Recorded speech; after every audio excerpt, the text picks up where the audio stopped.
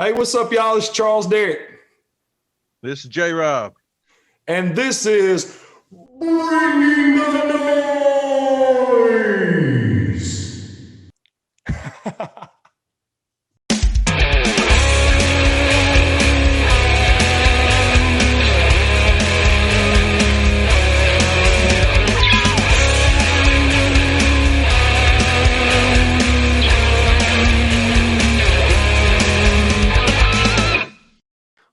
J-Rob, man, we got something. This is totally different as well. I mean, we went, from the music community to the, engineers and talent buyers. And, now we're opening up a whole new world. This is film, and I'm really excited about this. And I know you are too. Absolutely.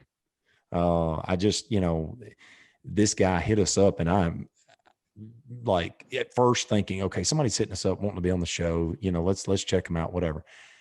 Once I started looking at this guy and started looking at the accolades, and I went to the imdb.com on him, and I was like, man, this is impressive. This is really, really cool, Oh, yeah. And I was like, man, this is going to be, something extra special. And then got to looking at, and I went to his Facebook page, and I saw where he had US, who we just had Richie on the show in the film. And I was like, let me dig a little bit deeper on this, And so this latest film he did it's called Out of the Fight. And, we all, some of us have really looked at this a little more than others, and it's one of those things people don't like to talk about, PTSD, with veterans coming back from war and overseas and different things and seeing things and it's real. And just like when we first got on here, we were talking about how now real is offensive, it's time for real to come back, Amen to that. It's time for real to come back. And I just, I got to looking at it, and I went to the preview for this movie, Out of the Fight. And let me tell you something. If you want to be moved from a preview, I saw independent filmmaker, right? And I thought, okay, this is probably going to be, I hate to say it, but third rate, whatever. You never right? know. You never know what that's right. Yeah. Such a variation there that could mean something really low budget, or it could mean somebody really poured their heart and some money into something. Mm-hmm. Right. Absolutely. So, and this is the latter for sure. Thank you. Absolutely. And that is not, we keep it real on this deal. Good, bad, ugly. We keep it real. And when I watched that preview, I was like, we got to watch that movie, dude. I was like, that there is pretty intense. That's awesome, And everything, quality of the film itself. I don't know how these guys are shooting that, but I'm like, man, it almost looks, cinema. I was expecting just some HD, whatever, or maybe it's 4K. I don't know, but the sound too. Oh, dude, everything. The actors. I was locked in watching the preview, and that's what you have to do. It's just like in music. If you're thinking about the things that's making is the quality instead of the song, or in a movie, if you're thinking about anything besides what the movie's trying to give you, it's not going to go across. I was lost in the preview of this. Okay. So the good thing is, guys, we don't know anything about Steve yet. Right? We don't know anything about him besides what we've seen on IMDb. We're all going to learn together. We fix to all learn together. But one thing about it, we've looked at, a little bit about this latest film, and it is intense, and it gave me chill bumps. I was like, we're fixing to get this guy on here. This is freaking good. This is good. Well, it's good. And it's a really, really special topic. That's the most intriguing thing for me anyway. It's like there can't be enough. Well, let's go ahead with the intro for for everything and get to it and let people know what it's about before we spill the beans. Well, I'm just going to read Steve's IMDb.com. You know, that's where everybody goes. You may not, some of you may be like, what is that? That's you've been there. If you've looked up movies, you've looked up directors and producers, that's where you've went. When you hit Google, that's where it sent you. So, and it says in his biography on there, Steve Moon began writing, producing, and directing independent feature films in 2000. His first feature film, Under the Sidewalk Moon, premiered at the Alabama Theater in Birmingham, Alabama. He received recognition from the liaison of the New York International Independent Film and Video Festival that same year and was invited as a guest to meet other filmmakers and talent. He has produced and directed 5 feature films, nearly a dozen short films and music videos, and often assists producers behind the scenes, assisting with locations, casting, crew, and more.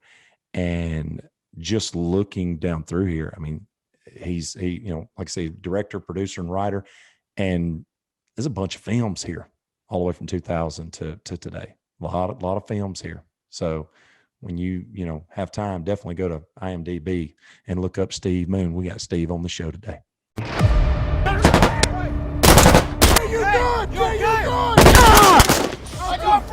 are you involved here? Sergeant Jason Pate, U.S. Army. Sergeant Randy Mitchell. How did you not bring it home with you? You don't have to talk to no one. Sometimes it's just better to listen, okay? Listen to people that's gone through the same thing that you're going through. So many things out there that make you just feel helpless. We're glad you're home. Thank you for your service. Appreciate it. I gotta tell you something, Jason. Joe pulled out his weapon. I'm sorry. I'm going to talk to you about Pate. There might be a problem. I have a 4-year-old daughter. Coming home is it's tough to be a dad again. Now I feel like I'm protecting her from me. I'm worried about you. I know this is hard for you. I wish you'd say something.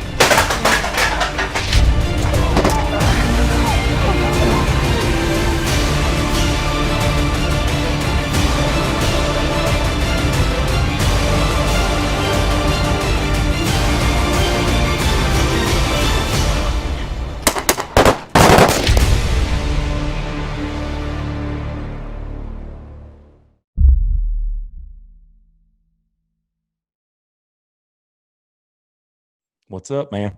Oh man, wow, that is a lot to live up to. Okay, and we're done. Cut. That is a wrap. Let's go home.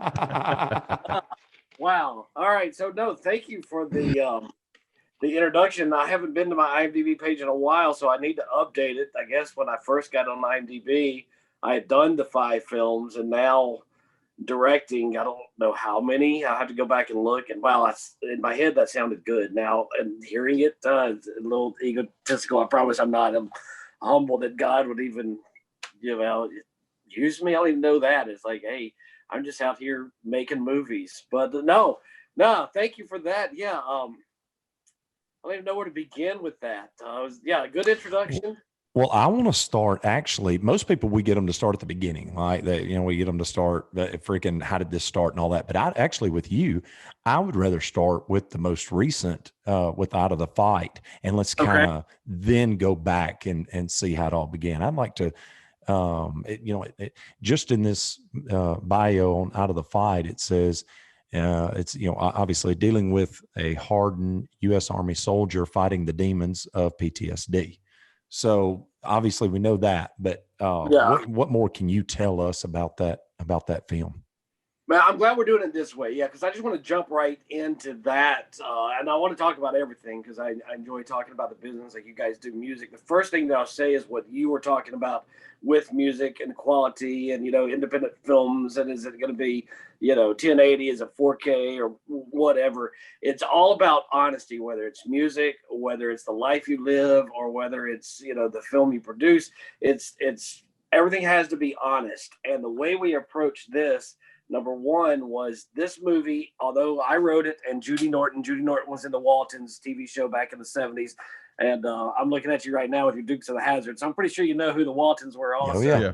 Yeah. So Judy was a friend of mine. We had worked together years ago on a film in Russellville, Alabama, North Alabama. And we just became friends after that and just started writing. And so one day I had I'm not military. I'll say that up front. I don't claim to make any presumptions about military and what they go through, but I'll come back to that.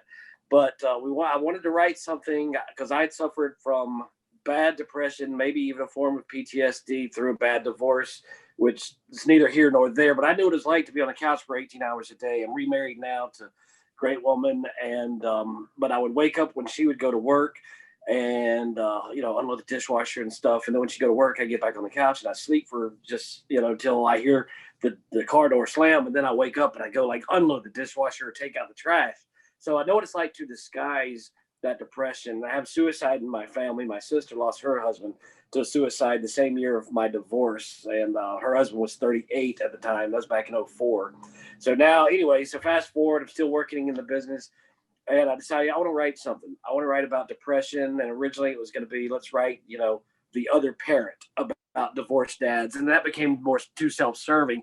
And I just started thinking, so many of my friends from high school didn't go to college. They went straight into the military, and when they came back from places like Desert Storm, they still weren't the same. And then a lot of other friends that, because I'm a mentor in my community and stuff like that. And I see people when they come back a lot younger than me, I'm 50, and they come back from the military and they've done 3 tours and they've just seen everything that there is to see, and they're not the same. So I just started writing about depression. I started researching PTSD and veteran suicide, because again, suicide near and dear and close to the family. So I started writing about veteran suicide, and I hooked up with a lady named Jan Friedman out of Denver, because Denver and Phoenix are the 2 single largest cities in the United States that contribute to the number of 22 suicides per day average. They average 1 suicide per day in each one of those cities, 1 per day. Wow. So anyway, so all that said, That is shocking. It's crazy. Is a lady that was just one of the biggest supporters of veteran suicide, not supporters of veteran suicide, but of those organizations. Sure. So she introduced me around, and I met with groups like We Are the Mighty, Mission 22, TAPS, all the big nonprofit organizations that help with veteran suicide. And so they put me in touch with families. So now I've got 200 families that are emailing me and texting me and calling me and saying, this is what my husband, my daughter, et cetera. Well, I'm not even going to say et cetera, my husband, daughter, family member, loved one, that this is what they went through. And as I started writing and talking to Judy, I'm like, Judy, they're all the same story. It's all what you see in the film. What you see in the film is 100% accurate. So when you watch the movie, and I'm gonna address that later. It's not Hollywood, remind me, and I'll come back to that. But it's all based on actual events. If you watch the beginning scene of the movie, and if you want to Google or go on YouTube, Marja, which is Marjah, Afghanistan, or Marja Marines. Marja Marines, if you go on one of their videos, I think it's the 5-minute long video, and you watch the opening scene of my video, you're going to see pretty much the same thing, because everything I researched with my director of photography, his name's Joe Walker. We've been together for 20 years since my first movie. We wanted this thing to be real. So all that said is we put a script together. Judy helped me write it because she's been in the business a lot longer than I have. Came up with a good script, got the money for it, started producing it, and we just said we want to keep all this honest. So everything that you've seen in there has been not only I don't want to say depicted, that's the wrong word, but not only was it experienced by other veterans, but when we showed the script to the Army, the Marines, and the Navy, we left out the Air Force for no particular reason, but we showed it to their, for lack of a better word, marketing people, the script, and they're like, this is spot on. We would love to see this made into a movie. I even got the Pentagon involved, and they're still involved now, and they wanted to show it to their veterans and the veterans' families. Nice. So now, to answer your question, so we produced the film, and like I said, everything that you see in there is real. Everything that you see in there is honest. The only thing that's not true is the main character, Jason, and this other character, Barry. They never met. They were never friends, never knew each other in real life. But what happened to Barry in the movie really happened. What happened to Jason in the movie really happened. That they never met in real life. But everything else, is true. So now to go back to what we were talking about before, you guys were talking in the intro. Thanks for the words, the kind words, because we did shoot it on the Red. It was a 6K camera. We had 2 cameras. Oh, wow. We used anamorphic lenses, which means if you saw, what was the movie? A Star is Born. A Star is Born. We used the same lenses that they used in A Star is Born. So we wanted quality right off the bat. It was But there. also because Joe and I, thank you. And because Joe and I mean that, we've worked together so many times, and I thought I had this muted. I'm sorry. He knew what I wanted as far as my look, and he saw some of the stuff that we were basing it off of, some of the videos on YouTube and things like that. So we had honest dialogue, honest script, honest acting, because when you watch the movie, the battle scenes are actually all performed, with the exception of the main actor, Randy Wayne. All of the battle scenes were performed by a veteran combat group out of Mississippi. So they came into Birmingham, and the day we filmed that, I had actually hurt my back, and I was laying down for the entire 12-hour day. So my director of photography directed all of those scenes. I'm at Video Village with the monitors looking like this because I can't even sit up. I have to lie on my back and watch the scenes. But man, and the liaison, the main guy that was from Mississippi that helped us coordinate that, he was actually in the scenes also, but he's just watching from behind the scenes when he's not in those particular moments. And he's like, yeah, this really happened. This really happened. And I've got some trivia behind all that in a minute because I want to hush now. But that's the making of Out of the Fight. And like I said, it's all honest. It's all real. Everything is what you see on screen really happened. Well, just from the preview, I'm wondering how Randy Wayne. All right, first off, how did you get him, and how did he get so emotionally attached to that and become that character? Because that had to be pretty intense, you know. That and that's another. Come on in. Hold on. I'm sorry. My wife is telling me good night. Good night. So sorry you didn't see that. That's all right. That's life, man. Anyway, if you have to edit that out, you can ask me the question again. If not, I'll just jump into it.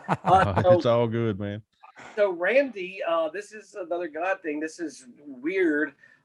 We had already filmed the first 3 pages of it because we had enough money to shoot what's called a sizzle reel. And a sizzle reel is something you put together to attract investors. I mean, in an independent world, that's kind of how that works.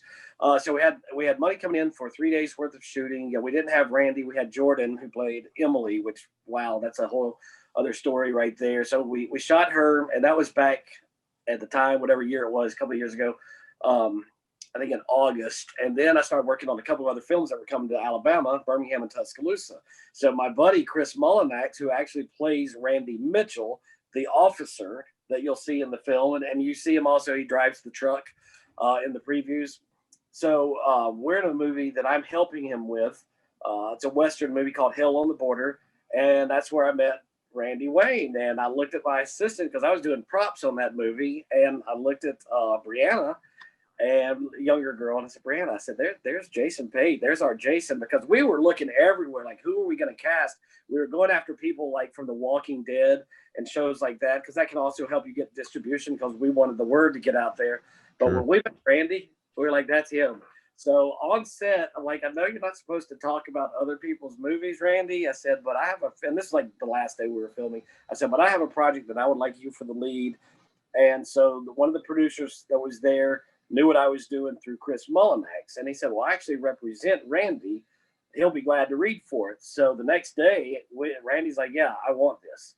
So they wrapped that film, and about a week later, we started the rest of Out of the Fight.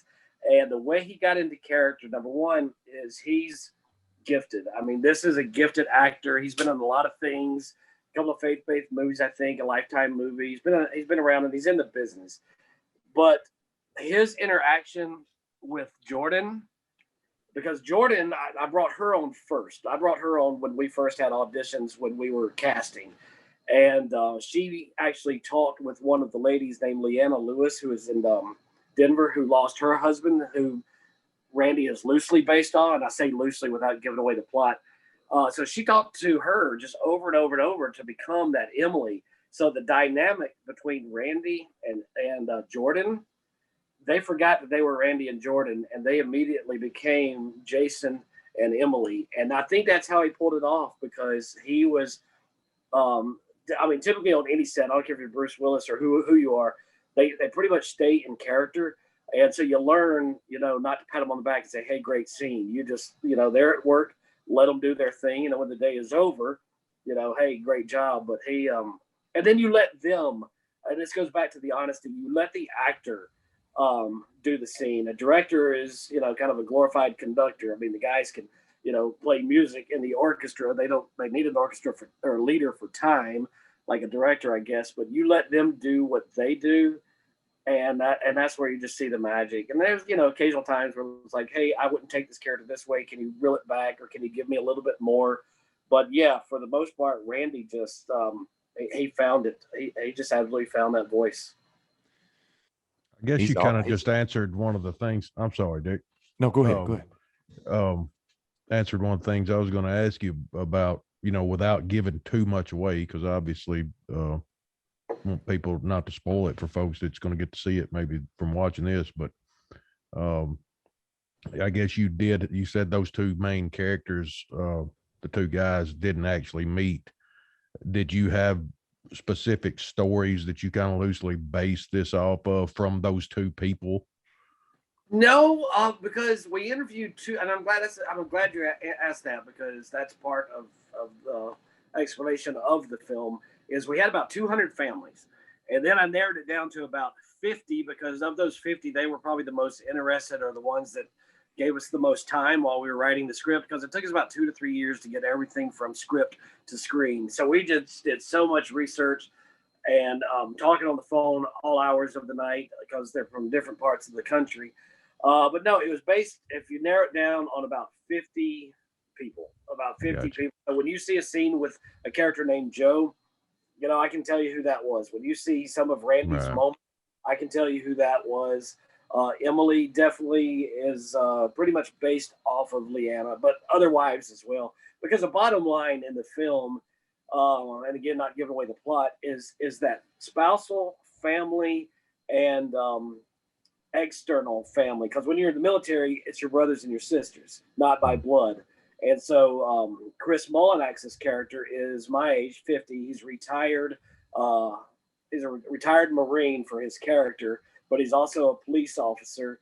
And through the story, he meets Randy and kind of takes him under his wing, and because he knows what to look for. And then when they go to support group meetings, and when you watch the support group scene, originally it was scripted that the three people given their testimonies were going to be actors, and we were going to be honored to have veterans in the support group to listen. And so that's how it was scripted. And when we got there on the day, and that's movie language, on the day that's the day you're filming. So on the day, I go to the three veterans. I'm like, look, personally, I would rather you guys give your own testimony, but I didn't want to do that for the movie, because it might take you to a place you don't want to go. So when you watch the movie, the scene where they're giving their testimonies, those are not actors. Those are actually three veterans that have done several tours. And when you hear their testimonies, especially the girl, not to discount anybody else,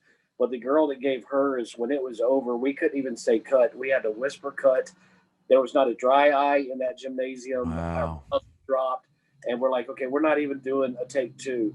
And so they were on. I thought they were going to say, hey, Steve, no, we don't want to relive this. But they did, because they wanted their story to be. So, so it's based on about 50. It's based on 200 families, but 50 that were really just right there every day, email and texting back and forth. I got you. Yeah, that's real right there, man. That is pretty special. It doesn't get more real. And I bet it's stuff you can't write either. I mean, I bet their stories is stuff that's just, I mean, like he said, you can, I don't think you could sit down and write it as good as what it probably is. Yeah. Oh, and you couldn't act it at all, because you could definitely tell a difference. Like if an actor were to give that moment, and they could be the most brilliant actor in the world, and then you put somebody else that's actually reliving that moment, you can tell on screen, okay, that was the actor, this was the veteran. Eyes don't Yeah. don't lie. No, exactly. And I just saw it here. That Randy guy, he's our age, J-Rob. Oh, really? Born in 81. Yeah, from Okay. Oklahoma. And that my Oklahoma question, boy got a studio out there now. well, that's okay. So tell us we're going to go back to that movie, but Yeah. my question is how do you get these people from all over? And I mean, there's got to be some money here rolling to get, some of these actors, some of these films. I mean, you would think so. And, I don't want to go into the salaries by any means, but No, you're no. we talked earlier before we were rolling about, the guy that you just performed and went to his place. So, people in the business, and it's like anything else. You want to work. And, when you have a budget, because we had a budget, I probably shouldn't talk about, and again, this is LA texting me. So I thought I had it turned off, and now I don't know how to turn it off while we're talking. But anyway, because when you're in the business, you've been doing it for so long, it is such a small community. Our musician that did the score for the movie was actually the drummer from Evanescence. It was Rocky Gray. And it was because we knew a Mississippi guy that knew Rocky. And it's such an incredibly small business that even like if I did want somebody from The Walking Dead, I pick up the phone and I call my buddy Michael Henderson out in LA and I'm like, hey, do you know this guy? And everybody's 1 degree. They used to call it 6 degrees of separation. It's 1 degree. If you're in the business, you know somebody who literally knows somebody. Yeah. And typically that sounds bad. Like I can't get a job unless I know somebody. But when you're making movies, everybody wants to work because you have to stay relevant. Because if you're not relevant, guess what? You're not working. Like Kat Denning. I have a movie that I'm supposed to be co-producing with Kat Denning from Two Broke Girls. Mm-hmm. All right. Kat Denning, you were big when it was Two Broke Girls. And guess what? You're still big. But guess what? You're also still looking for work. So talent is always looking for another project because it is a paycheck, but it's also their career and their passion. Yeah, so it's not as challenging as you would think. Kind of hit a little bit with that Avengers movie too, but it's still not. It ain't every week TV. Yeah, exactly. Well, just looking at the people here, the actors. I mean, shoot, there's some of them, man. I mean, it looks like models in these pictures. I mean, great looking cast. Yeah, we and we didn't intend for anything to be a great looking cast. It was just wow, this was the talent. This was the talent. And people at that age too. We had Robert Miano. Robert Miano is a seasoned actor. He was in the movie that came out in the 90s with Al Pacino, Donnie Brasco. Yeah. So we got to work with him. We had to cut one of his scenes. Oh, I'll say this too. So when you watch the movie, there's going to be a scene where Randy Wayne's character, Jason Pate, is with Judy Norton, and she plays the psychologist, and he picks up a cell phone at the basketball court, and he says, this is the truth. This is what really happened. And she, as the psychologist, is like, why do you want me to see this? Why are you showing it to me? And he says, because that's not what really happened. The problem was that it didn't translate well, so I don't want people to say, well, there were some plot holes. As a producer, because I was also the producer on this, is we had an actress from Atlanta that couldn't make it on the day that we needed her to be scheduled for a scene. And the scene was supposed to be one of Robert Miano's scene where he plays I think he plays a lieutenant or he plays a captain. And he's given this speech, kind of a press conference kind of thing overseas. So he's talking about an event that occurred that Jason Pate saw. But it's not really what happened. And her character is videoing it with her phone. And she sends it over to Jason when Jason's home because Jason's her boy. And then the wife, Emily, sees the phone and says, okay, my husband, he's over here drinking somewhere. I'm going to look at the phone in the video. And that gives Emily an idea of why Jason is starting to show the signs of depression, PTSD and all. So we had to cut the main scene with Robert where he gives this 7-minute speech to the reporters, which was just on fire, but it didn't make any sense in post. When we showed it to everybody for the premiere, it's like, wait, that scene doesn't match. What's he talking about? And so again, as a producer, a lot of times when you see plot holes in movies, it is because something out of your control and you don't have enough budget to reshoot it and things like that, especially when you're on a lower budget. So that's one of the plot holes, but I think everything else explains itself through and through. Well, I'm sure stuff like that too, even the time restrictions for whatever you're going to, how long you're going to make the movie. Just like, you can compare that to songs too. Sometimes you got to leave out some killer part to, to cut it down to where you need it. We thought we were going to have an hour and a half. You can typically, as a rule of thumb in film, say it's a minute per page. So if it's 90 pages, it's an hour and a half. And then we did that, and we made all of our days. And then Joe, also my editor, Joe Walker, he's like, Steve, we're over 2 hours here, son. and yeah, he's going to remind you of that because going through all that film. Yeah. Oh, yeah. So distributors are like, no, you need to cut that to like an hour and 27 to an hour and 30 or whatever. And so it's now an hour and 48 with credits. I don't want to say anything about the credits yet, other than when you watch the end of the movie, watch the credits. Our distributor, I'll go ahead and throw them under the bus. They said 13 minutes worth of credits is too long.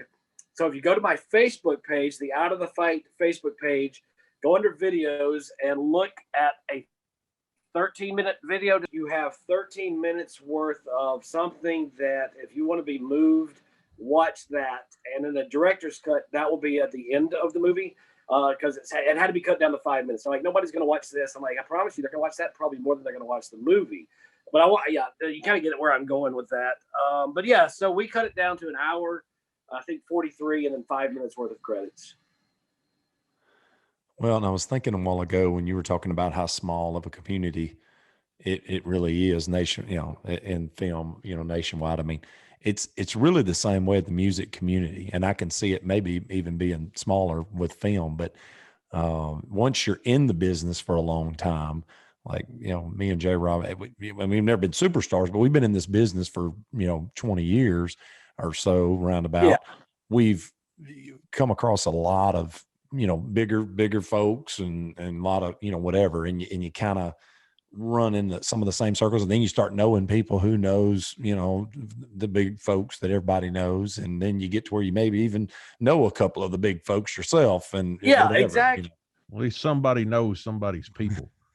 Yeah. And then it gets to a point where, like, and I don't know how it is in the music business, but like in our business, you don't name drop, but you do name drop, because when you're trying to get a job, they'll look at your IMDb page, what stands for Internet Movie Database, but they'll look at your IMDb. Oh, so you worked with Bruce Willis. Okay, you're good enough for us. So that's our resume.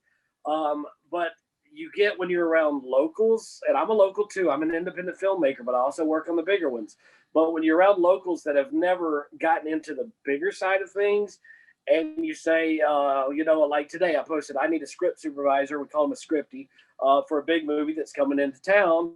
And you start getting all these either negative remarks. I thought there wasn't anybody big enough in Birmingham to work on big shows, or I can do it. And then you explain to them, okay, well, this is a $5 million film, and I need a script supervisor that, no offense to anybody doing indies, because I do indies, but if your resume isn't big enough to work with like a John Travolta, then I probably couldn't even get you an interview, because they're going to say IMDb, no, okay, great, congratulations, but no, we can't do that. So, it's never done in an offensive way. It's just that, you're great enough for where you are, but we need somebody, because, if it's John Travolta's face on screen and there's a lot of mistakes, and we have a script supervisor, the biggest movie they did was something with, their brother who owns a camera. And I'm trying to say that delicately because I don't want to be insulting. Well, it's an experience thing. It's the truth too. Yeah, it's the truth. Any kind of profession, if you expect to go get up to a higher grade of job, then you got to have a certain amount of experience to be able to take that next step. Well, you could be the greatest chef in the world at a great restaurant in Tennessee, Alabama, anywhere, greatest chef. But then you go to New York, and then you realize, whoa, wait a minute, I was a big fish in a smaller pond. Exactly. Start off, but their food may be just as good. It's just that experience. You got to get the experience. Same way in the music business. What I try to do is, what's that? Same way in the music business, Yeah. exact same. You know, Yeah. there's a lot of big fish in some small ponds, and then you put them in, you know, some bigger situations, and it's like, oh, well, what do we do in this? You know, what do y'all do here? I mean, you know, you could be packing out you know, the big bar in town or whatever, but you know, you start playing arenas, that's a lot different ball game. Yeah. Absolutely. But you said Bruce Willis a while ago. He actually was shooting here in Jackson, Mississippi, a few weeks ago. Mm.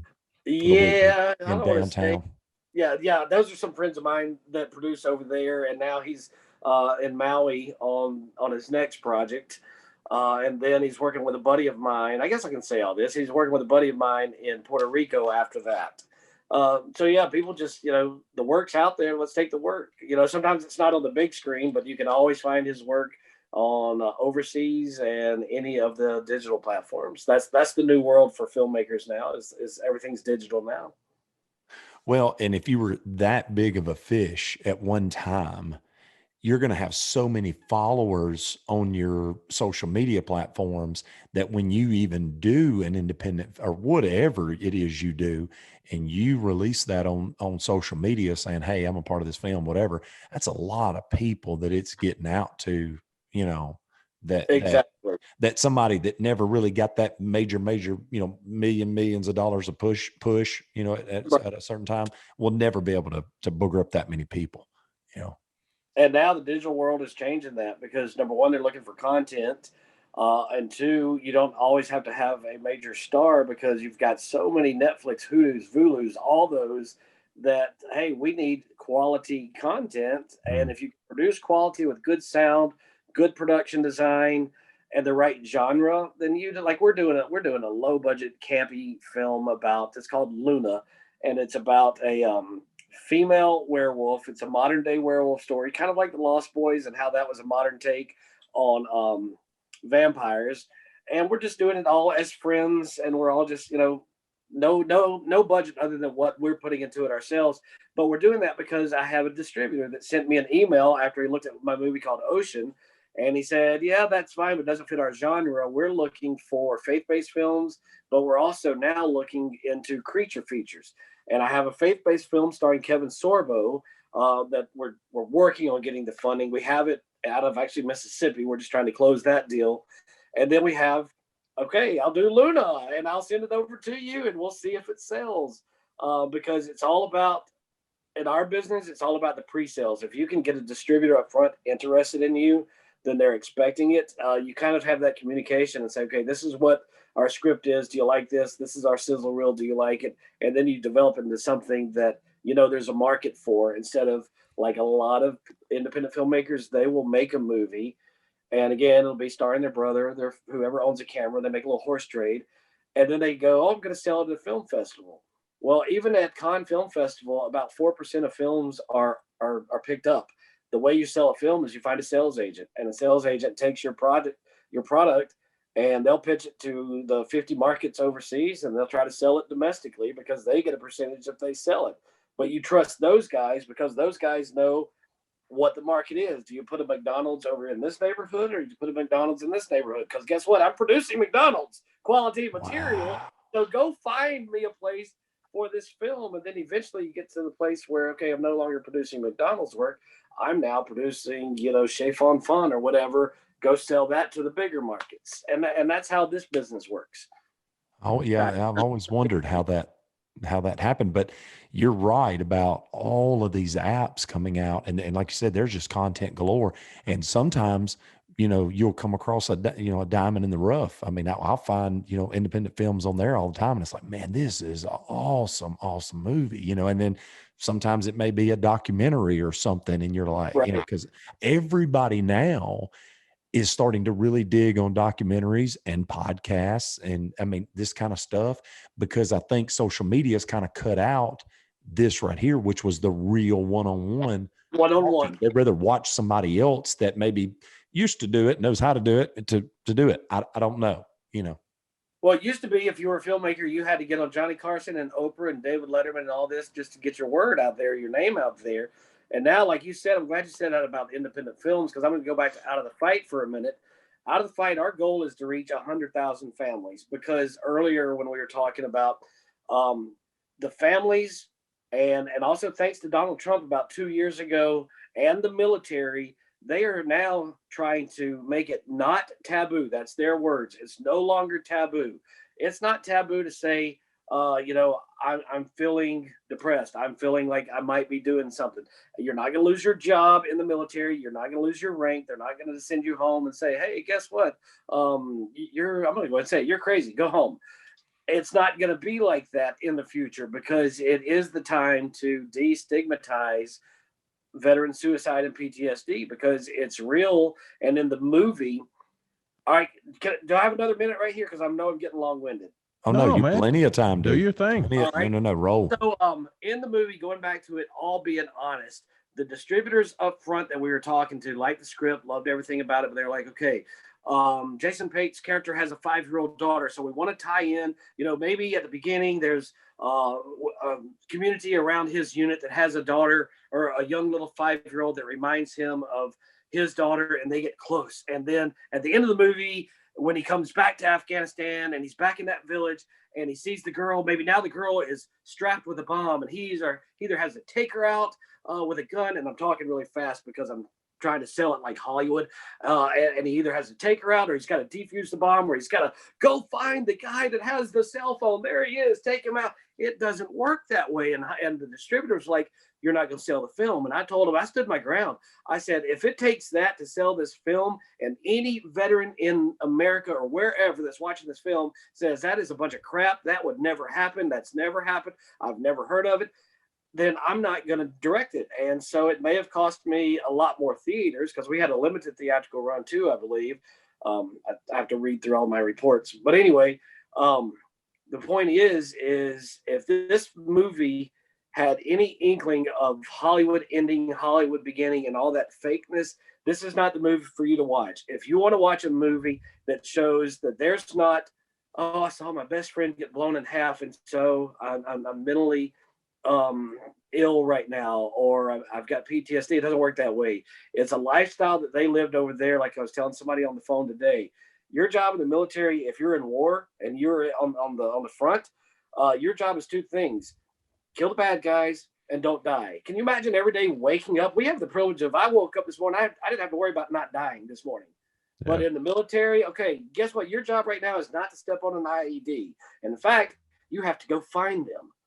So anyway, so that's what they go through. So when you watch the movie, it's no one particular event. It's just, okay, he's not the same, but I'm watching him progress, and he's no longer progressing. He's getting worse. But it shows what red flags are. It shows, because what the TAPS organization is TAPS takes those guys that are right, guys and girls that are right there on the verge. When you watch the movie, you'll see when they're at the support groups. Most support groups know who TAPS, probably all support groups know who TAPS is. And when they see a member that, okay, we're just not getting through, they'll give them a brochure and say, okay, we're going to send you up to the country for the next 3 days. You're going to go to Northern California. You're going to go to Eastern Tennessee. We're going to find members of your unit, or we're going to put you together with other members of other units. And we're just going to send you guys out. And that's true. That's what TAPS does. And they spend a weekend bonding, and it could be just fishing, camping, hiking. You don't even have to talk about military. You just go re-find yourself. And so when you watch the end of the movie, that was where the inspiration came from, was through my communication with the director of TAPS.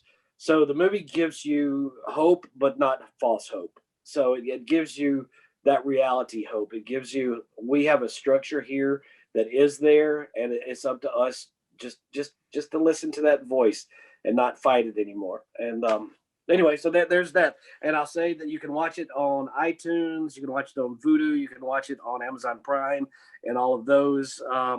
Because we do want people to watch it, because we don't want it taboo. Find us on Facebook, share it with everybody that you know. I think that's pretty cool, man.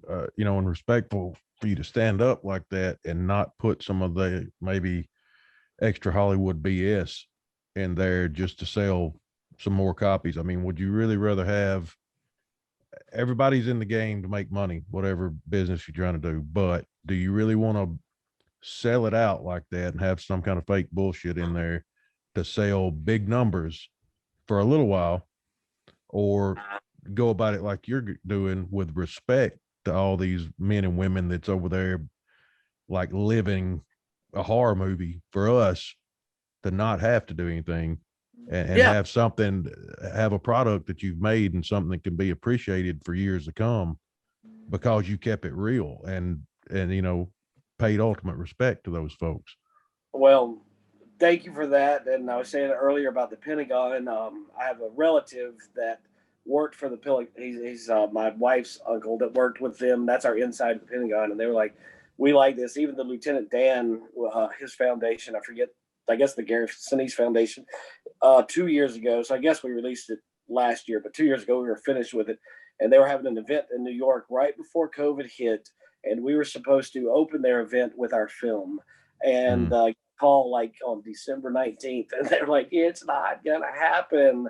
But yeah, so it's, it is what it is. If you're expecting Hollywood, then you'll be disappointed. If you're expecting quality film and quality angles and lighting and acting, then this is definitely for you. It's when Joe and I finished this movie, we had to detox and go film an unscripted movie called Ocean with two women stranded on a boat in the movie for like 2 weeks, and they don't have any idea how they got on the boat. They just remember partying the night before with a couple of seedy guys that may have drugged them and left them on the boat to drift. And that was mine and Joe's way of detoxing.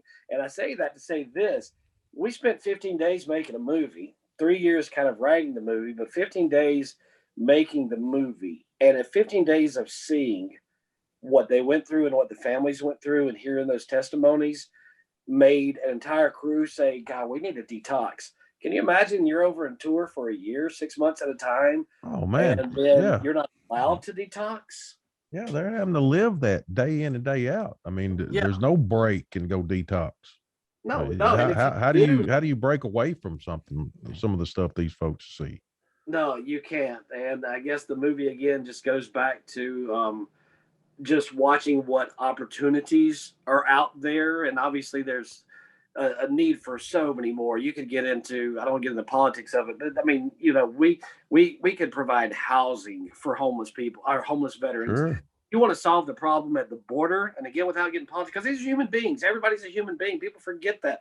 They're human beings. So you take veteran, I guarantee you, any veteran, because they have the servant's hearts we talked about. You send a veteran down there, they're going to do the honest thing, no politics aside. And if they see there's 2,000 people in a room that's made for 125, I guarantee you they are going to make the change, and they're going to find a way to get these people back across the border or taken care of and get their health taken care of. And it's no longer going to be the crap that's coming out of Washington. But we're not giving these people because they want to serve. You let them go back and serve, and you're going to see a difference in their mentality, in their mental state. Damn right. So many opportunities for them. Well, I mean, we could talk all night long about how misused or misallocated the funds that our government are spending on, but there's damn sure enough money to be taking care of them a lot better than what they are. That's for sure. Oh, absolutely. Absolutely. All right. So I know you've gotten this, obviously, but speaking of Hollywood and people throwing I'm sure when you start talking about PTSD, they're going to say American Sniper, right? Yep. So with me not seeing the film yet and wanting to watch it, seeing now the twist at the end of American Sniper got me, with the way I didn't know the guy's story. I didn't read the Wikipedia before watching it, but that got me. What do you say to people that would come to you and that's what, the first thing that rings a bell when you start talking about, all right, this is the film, this is the kind of film it is. If they say American Sniper, what is your words, back to them? All right. If they say my film is American Sniper. Well, no, if they haven't seen yours, they just say, well, I'm familiar, with American Sniper. Trying to make a comparison. Yeah. Just actually apples and oranges, mainly because of budget and budget restraints. Because when people watch a movie, they forget that that costs literally millions and millions of dollars for a reason. We operate on the same camera. We operate with some good talent and things like that. But when you have a little bit more money that gives you not longer days, we all work on 12-hour days, but a longer schedule, I would just have to say it's apples and oranges, but you're not going to be disappointed. You're not going to say, well, that was just a cheaply made movie, because it wasn't cheaply made. We had a budget. I can tell that just from the appropriate trailer. budget. Yeah, like I said, I mean, that's no bullshit. Yeah. Just the that quality trailer. looks just as good as anything Hollywood. I think maybe he's meaning more of if somebody's trying to make a comparison of like, is this another movie? Is this movie like American this? Sniper? Yeah. You know? Yeah. Then yeah, I would say the story is different, because there's different dynamics in each film. But I would think you would see the comparison in certain characters. You would definitely see similar situations. You would see similar resolutions of those situations. We do have a couple of twists in there that you don't see coming, that you will see coming now, because I said that. I did what I like to do for this film. If you ever saw 1917, and like the opening scene was just one continuous shot for like 8 minutes, we call that a oneer. Well, there were 3 times in the movie that I wanted a oneer, and the first is the opening scene, which this doesn't answer your question, but this kind of does, because this is where it separates itself. A lot of films want to show you the action around that, and we'll call that compartmentalizing. Probably the misuse of the word, but it's compartmentalized because, all right, we've got the camera and the scene set up so that the audience sees this, okay, and then we're going to see the reaction. We've got it set up to see this. But if you take a camera on the opening scene without talking about the whole scene, and the camera is behind 2 soldiers, as the soldiers walk through Afghanistan, the camera's behind them, you're seeing what they're seeing for the first time. So it's not like you have the camera in front of Jason and Jason says, hey, buddy, what's that? No, you're hearing what they're hearing and you're seeing what they're seeing. Then you fast forward to the middle of the movie where there's a news reporter that's about to go on the air on the radio. So you see the news reporter, the camera's behind her. So she's doing her job. A woman comes up to her and she gives her the copy. I need you to read this on the air. She sees what that copy is, and it's devastating news. So she's talking about, I'm tired of being in the news. But meanwhile, that camera is following her because the audience is getting the news the same time she gets the news. And then at the end, when Emily, and I'll say this, it's not spoiling, Emily has a breakdown. What better way to describe the breakdown than for 2.5, 3 minutes, the camera follow her routine. She has a 5-year-old daughter. She has a husband with PTSD, and she feels alone. She's at the end of her rope, because women go through it too. Not just women, the spouses, whether you're a woman or a husband or a wife or a husband, you go through it too. But if for 2 or 3 minutes, you have one camera, one unedited, one continuous shot where you're behind her and you're watching her pick up the kids' stuff off the floor, the laundry, and there's more laundry in the bathroom, and then there's all stuff that she has to do, then you're really becoming her. It's like the movie The Wrestler, where the director of photography follows the wrestler. Oh, yeah, I love it. Yeah. That's the style. It's Darren Aronofsky's style. You're seeing what they're seeing for the first time, so you feel what they're feel. So for 3 scenes, we did not compartmentalize any shots, no new lighting or anything like that, no new setups. We just followed that person around to bring you into their world with 3 different characters. And I think that's what's going to separate that from other films that people would seen. I don't think you're going to be expecting the same results, because a lot of Hollywood films, you have that that happy Hollywood ending where everything's all fine and dandy now. But that's where we're similar to American Sniper. Well, I'm not going to give away the ending, but American Sniper was not a happy ending. Yeah. Shit. Kind of. Yeah. Yeah. So there's going to be some things that you don't. Well, that's real life. It's real life. I mean, real life. It is. So, but dude, but anyway. I got a feeling, J. Rob, that we're actually going to dig his stuff. I just got a feeling. Yeah. I wish we could have watched it already. We got this together a little last minute, but this happened this week. I'm gonna have to get that. I'm gonna have to sit down and watch this soon, because the trailer, is lit, man. Can you believe, Steve, that he has not seen The Wrestler? I just told him like a couple of weeks ago. I said, dude, you I got never I slow told him down you enough to watch movies. Got to watch the Wrestler before Out of the Fight. I'll say that. Watch The Wrestler before Out of the Fight. He's got to watch it, man. But it taps into right here. I mean, it does. And you know, Nicolas Cage was supposed to play that role before Mickey Rourke was. Really? Oh, wow. Yeah. They had some salary, I think, issues that were going back and forth. Yeah. And ultimately, I think one of the producers thought, okay, this guy, Nicolas Cage, is known for, you know, his dry wit, and that might take away. But when they got Mickey Rourke in there, dude, you have to watch that movie. I mean, I've seen the previews for that too. It's like, I don't know why I'm so hesitant. I was talking to my wife about that this week. I'm so hesitant to like go and sit down and start watching a movie, and like, I don't need to devote that much time to sitting right now. Like, there's something else I got to be doing. But then if I ever get started watching one, I'm like, yeah, this is pretty nice. You know, you start enjoying something. So I just got to make myself do it. Tell her to watch Out of the Fight with you and bring some Kleenex, because both of y'all might need. I still need it for one of the scenes, and I know what's coming. I'm sure, man. I'm sure. There's a couple of parts in there that you're just like, no. But so there you go. I mean, even all wrestlers themselves have said that how much they love, like, and how real, you know, it's in just like what I see in this film and what he's talking about. It's like a documentary meets a movie.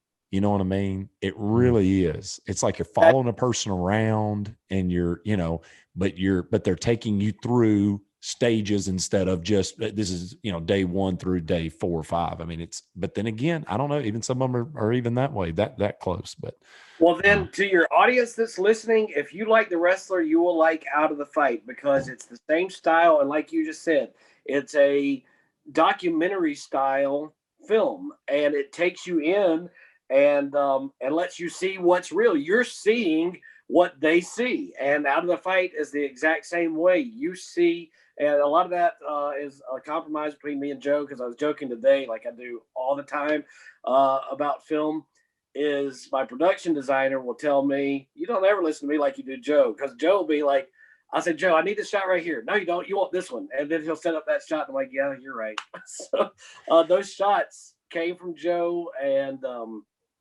like I said, I'll say this. Yeah, he shot and directed the battle scenes. That's the day that I was hurt. And then a little piece of trivia. The last scene of the movie was the house that we were filming in is in a town called Hueytown. The Board of Education had bought that house. So the first 3 days in that August that we were filming, we had the house.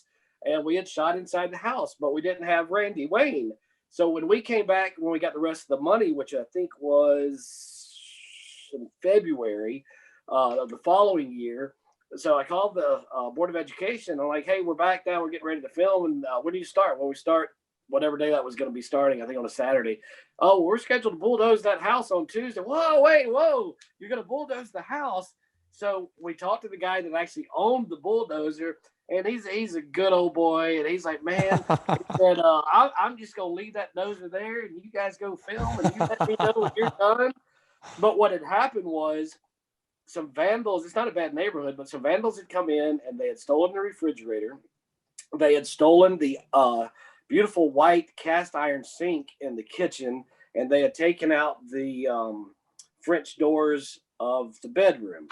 And all that said is there's a scene in the movie that fortunately we'd gotten all the refrigerator shots that we needed except for one. We had to have the entrance of Jason coming back and surprising his family, and there's no refrigerator there. So there's your continuity error for IMDb people. But what we did is in the car, when we were filming the car scene, I was like, here's how we solve this.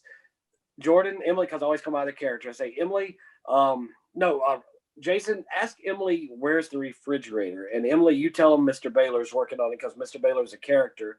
And then Randy, Jason, I want you to react accordingly. So he's depressed, he's back home and he's just trying to adjust.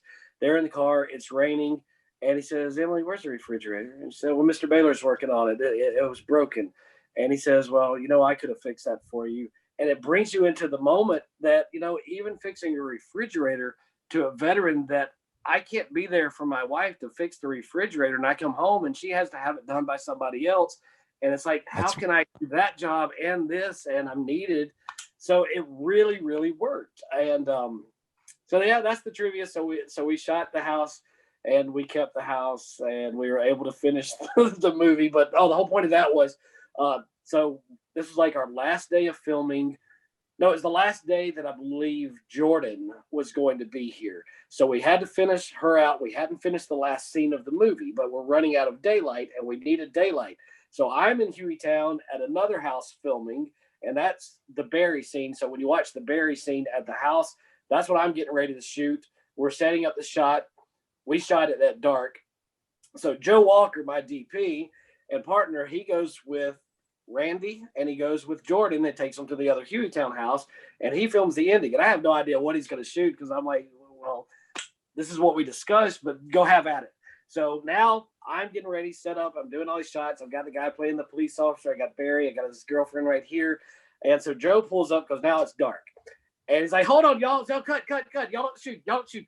Steve, you got to come watch this. So now the entire crew goes and watches on his monitor, on his camera, the ending.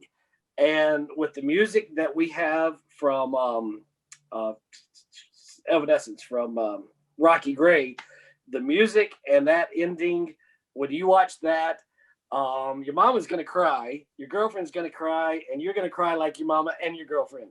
So, but yeah, so he directed the ending. So there's the trivia. So when you see a scene with Barry outside working on his Bronco, which is my Bronco, and you see the ending of the movie, those two scenes were filmed on the same day. Dude, and the more you're talking about this, and the more you were talking about how those films, how your films, you follow the character and all that type of stuff. Actually, that's the ones I get more bought into than some of the more, regular Hollywood type shooting films. Now that you're talking about it, I for some reason get more bought into it because I feel like I'm watching a documentary that could be real. It's almost like Trickery of the Mind. You know what I mean? Like you're literally just watching this person on a regular day. You're watching it, and this just happened to this motherfucker. I mean, that kind of feeling in your mind. You know what I mean? Exactly. Exactly. And you're going to see that several times too. Because we want you to see what they see. So yeah. And then Joe does some editing trickery that makes you think. We'll throw some curveballs out there. And as a director, I love to throw curveballs because the curveball is this. I will tell one of the scene's actors to do something that's not scripted, and I won't tell the other actor in the scene what's going on. And they're either going to roll with it in character, or they're going to turn around and say, hey, Moon, that wasn't scripted. And 99% of the time, especially the seasoned actors, they roll with it. And it's like, yes, that worked better than it was written. Well, you took the thinking out of it for them and let them just react. Yeah, and at that point, that stage, and their character, they know how they're going to react. And so when you get, like, I would give Jordan the curveballs to throw to Randy because Randy's a little more. I love you, Randy, but yeah, Randy, you're meticulous. You like things right there in front of you, and to do it that way. But those curveballs really worked. He knew how to react to those very well. I was so impressed by him. Well, and sometimes the natural reaction is the way you would if you were in your own home or something like that was to happen. It would be the natural reaction. I should have worked on that refrigerator for you, honey. Whatever. I mean, whatever it is. Exactly. Years ago, in my other band, we actually did two of our video singles. We tried to do a storyline. And we did, one of the singles was a certain storyline, and it led up to the next single, and it was a storyline. And we got two actors, and that had never had any acting experience, but we tried to write all that up and do all of that and make it all make sense. And man, I cannot imagine the world you live in because that was complete and utterly hard to do, even where there's no speaking really, right? I mean, you're just, behind a music behind a song. So I can't imagine, dude. I mean, you guys have your hands full, and then to have it on all the quality on everything, and acting, and the audio, and the video quality, all this stuff, and the shots, the way you want all that stuff. Man, I can't wait to hear coming up what your background is and how you got to where you got. You know. Well, fire away, and thank you for the words, because it's just like you and your business. If you can think in post-production of what you want it to look like, and then you bring that experience in, then you can kind of map it out, and it would be like you in your band, or you know what your final song wants to sound like, and you know what the final lyrics want to be, but then you allow it to be organic to get there. So anyway. And ironically, and what we did, the first video, you know, it was a young couple and they met, and he ends up at the end of it that joining the military. And then the second one, he comes back from the military. No, she dreams that he comes back, and we filmed it as him coming back and everything, but he never really came back. She was dreaming. She woke up, and then she gets the news at the door from the veteran that, you know, he didn't make it. You know, he never came back. Similar to that. Yeah, that's awesome. And we gave a salute, you know, to the families who had lost loved ones and everything at the end of that, you know, video. Yeah. That's awesome. So it you know, it's pretty cool. You know, because at the first song, we was trying to, you know, a love story, right, of them two. Yeah. And then him asking her to marry him at the end of it. And then the second one, that's when it was all about, you know, and he had left for war, and he came back, but he never really did. That was all a dream. And we kind of shot it in like a mirage type filter. Really? You know what I mean? And like, yeah, I knew a man named Sandy Kane. It reminds me of that. Knew a man named Sandy Kane. But I thought it was going to be like shooting our others and just regular music video, whatever. And that in trying to do a story or a movie type thing, even with, you know, speaking and all that stuff, it's hard, man. So like I said, I just thinking about all this stuff. I mean, you put I'm sure heart, liver, and lungs into all this stuff, man. You know, 7-day weeks until we finished. I didn't have any days off. My crew did, but not me. I stayed in it, just lived and breathed it until it was over. I got a question though. It was out of the fight that the scene that US was in. Is that correct? Yeah. Yes. So, and since we've had him on the show, and since many of our viewers from this area definitely know who US is, the band. So how did they get involved, and how did that happen? All right. First of all, you know, every executive producer out there that made this happen, thank you guys, because I know you're going to be listening, because I'm going to tag you or share it with you, because I'm not good with technology, but I'm going to let you know how to listen to this. But I think it was Corey Robinson. She plays Diane in the movie, and I think she knew US, and which is weird, because when my daughter saw the trailer, my youngest daughter, she goes to Troy State University in Alabama, and she's like, wait, they played at our school. And I'm like, hey, guess what? You just gave away that you went to a party underage. But anyway, so yeah, I think that she brought them in, told them what the movie was about, because behind the scenes we had veteran executive producers and people in the military and stuff like that, and helped make this happen. And so she made that happen. And what you'll love, I hope you'll love, to keep everything real, is I despise, no offense to musicians, this is mostly for producers and directors, I despise post audio, because you guys spend hours in the studio to make what you do sound real and honest and everything like that. But when you're at a club, what's real is what you're playing live. So I had my sound guy just kind of mic them up and mic their equipment up a little bit. And I'm like, no, you guys play. I don't want anything piped in. You're not going to lip sync. You're just going to play. So it worked out, and it sounds good too. It definitely doesn't sound like you got this heavy hitting bass drums and things like that, because it's not professionally recorded. But again, it goes back to being honest. I'm not hearing, if I were to go see Van Halen, guess what? I'm seeing Van Halen live. I'm not going to see them lip sync to the latest CD they put out. So I thought they were called the Band US, so I called them the Band US, but just US. I told them what to do, and I said, no, we're just going to film you guys live. And they're like, really? Yeah.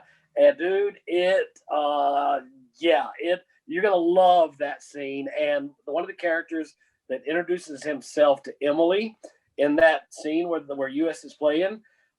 He's a friend of mine named David Hall. He's a veteran from the Air Force. He was in Desert Storm, 20-year veteran. So I gave him a role in the film, and I said, just introduce yourself to Emily and to Diane. And Diane is one of the ladies that was responsible for the funding of the film and also bringing me the band. So she's younger than me. Like I said, I'm 50. David's my age, and Emily in real life is probably 30, 28, something like that. So I just gave him some lines. I said, let's have fun with Corey on this scene because it's a bar scene. So he walks up and he asked Diane if she wants to dance. And she said, well, I'd love to. He said, no, I'm not talking to you. I'm talking to your granddaughter. They're close enough in age that it's like I might be 10 or 12 years older than this girl. And Corey, the actress, that was the curveball. She didn't know David was going to say that. So when you see Diane, the character in the film, at the end of that scene, she rolls her eyes and says, grandmother? And it was directed to me because right after that, she said, why'd you tell him to say grandmother? I was like, I can't help it. I can't help it. So that's how we got US. And that's why, because I don't want people, I don't care what they say, but I mean, I do. But I don't want people to say, well, God, that audio sounded terrible. No, the audio sounded like the band. If we wanted to do it the other way, we would have, but we wanted to keep, again, everything real. Because I want to say this, too, on that similar note about audio, is we've gotten great, like 4.7 out of 5 stars and things like this on the internet for people that have watched it. But one of the comments that one of the viewers had said was the audio on the gunfire at the beginning of the movie, and I think 8 or 9 minutes into the movie, which I won't say the scene, but when they're shooting, they're like, that's not loud enough. Well, guess what? My armorer, this guy named Eric out of Mobile, Alabama, we had all of his weapons. We had all of his loads that were in there. Obviously, they're fake loads, dummy rounds, but it's the same volume level, for lack of a better word, of the bullets that would have been in there. So what you hear in Hollywood is you hear pow, pow, pow. Sound like cannons. Yeah, exactly. And when you hear something that's being shot across the mountains, you hear pow, pow, pow. You hear these little pops. And so he said that was the only thing that he would have liked to seem different, is it didn't seem realistic. Well, guess what? Actually, it was realistic. What you're used to seeing wasn't. So I wanted to keep everything real. And it wasn't any kind of cop out, because if I were to do like a big budget Hollywood type film that was just designated to make money, then I would say, hey, Joe, let's put in layer and layer and layer and just echo this. But no, I just wanted to keep everything honest and everything real.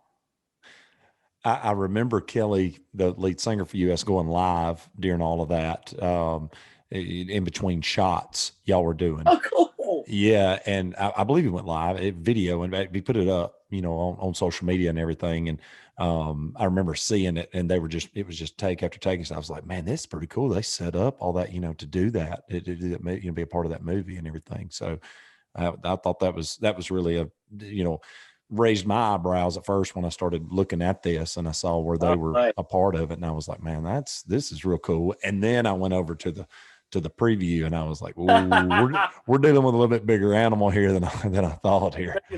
Yeah. We're a little bit past the guy and his brother, but we're a little bit under, I don't say we're under a lot of Nicolas Cage movies because I've worked on some of his. No offense, but anyway. All right. A lot better video quality than Raising Arizona. My wife and I just started watching that 2 weeks ago. I bought it at Second and Charles, a used book and video store, and I'm like, let's watch Raising Arizona. But we fell asleep before it was over. That's a wonderful movie. I love it. Hilarious. Love it. I want that baby high. So go ahead and start us, toward the beginning here of how you got going and maybe some of your history as an individual. All right. I will give you the background. Let's see. Where do I start? I guess to get into film, I need to start where my failures, because I got a lot more of those. I do success stories. But I graduated from high school, fairly smart enough to get a small scholarship to Jacksonville State University. But I graduated when I was 17. And so you've been an Alabama boy from the jump. Yeah, my whole life. But I've been creative. I've been writing. I mean, even in middle school, I was like writing children's poetry books, and even all through high school, just doing all kind of. So I was always writing. And so I went to Jacksonville with my best friend. or one of my best friends from high school became my roommate. So here I am, 17, and I'm on my own, and I've got freedom, and I'm finally out of the small town of Pleasant Grove, and I'm in the smaller town of Jacksonville, Alabama. But I was having fun, but I didn't know how to study, and nobody told me what college was like because my dad didn't go, and my mom put herself through when she was in her 30s.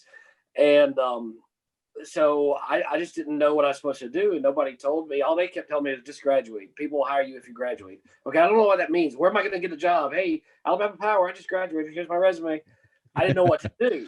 So I lost my scholarship, but man, I made the greatest relationships from over there.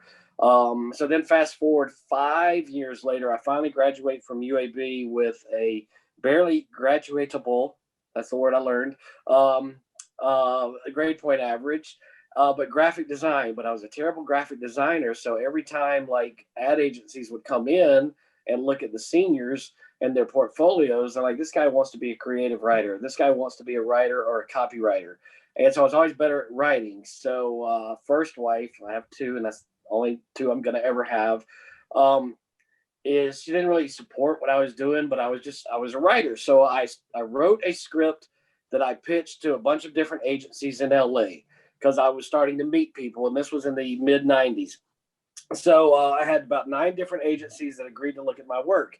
So then fast forward to 97, there's a movie called Firestorm starring Howie Long. Firestorm starring Howie Long. It's about smoke jumpers. And I look at my wife then, I'm like, that's my movie, looking at the trailers. So then we go see the movie, and it's an action film. Mine was more of a drama, but this was an action film, and they used some of my characters' nicknames, and they used most of my scenes just a little bit differently than how they were written, but the dynamics were 100% identical. Like, that's my movie.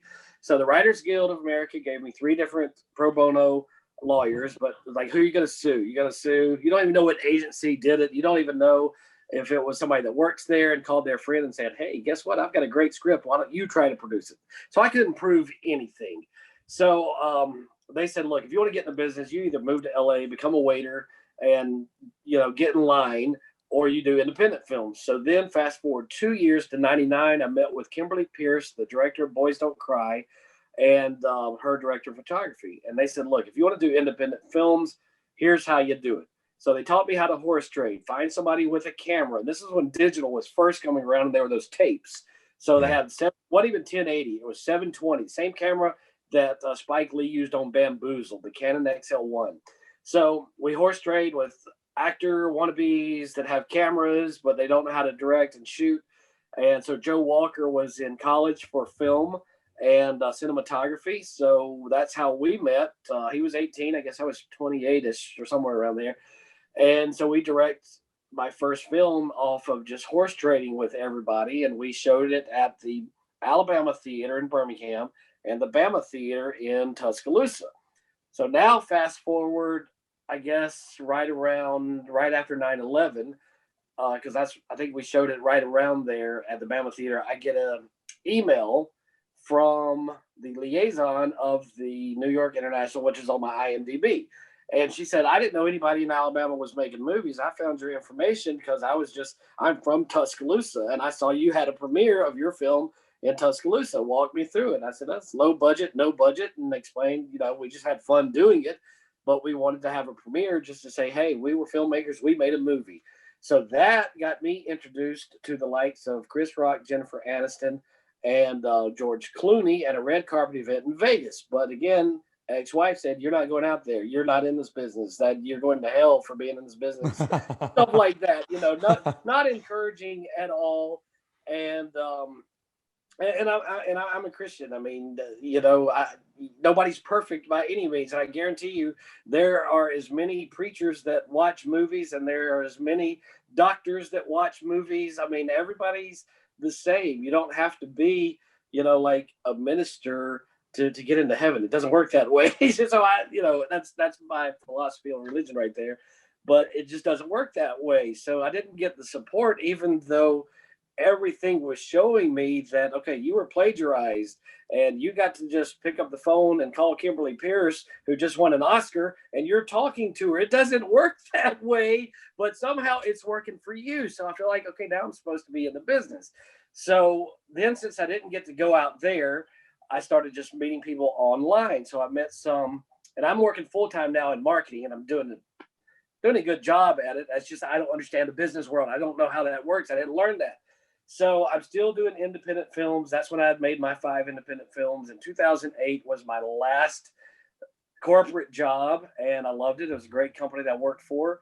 But then got laid off. That was during the whole, not blaming Obama, I'm not blaming anybody, but that was the whole Obama world crisis, the banks and all that. So our company literally laid off so many people that most jobs weren't salvageable. So, but that was God's way of kicking me in the butt, saying, no, we're going to get you this film business. So a buddy of mine, I won't say his name, but a buddy of mine out in LA is like, well, can you shoot anything in Alabama? I'm like, we've been shooting a long time, but it's all independent films.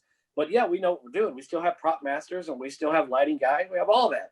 So now he calls me up a few years later, and he said, I'm working on a Nicolas Cage film here in Mobile. I need you to come help me. So I go down there, and he introduces me around. He said, oh, by the way, my name's so-and-so, so-and-so.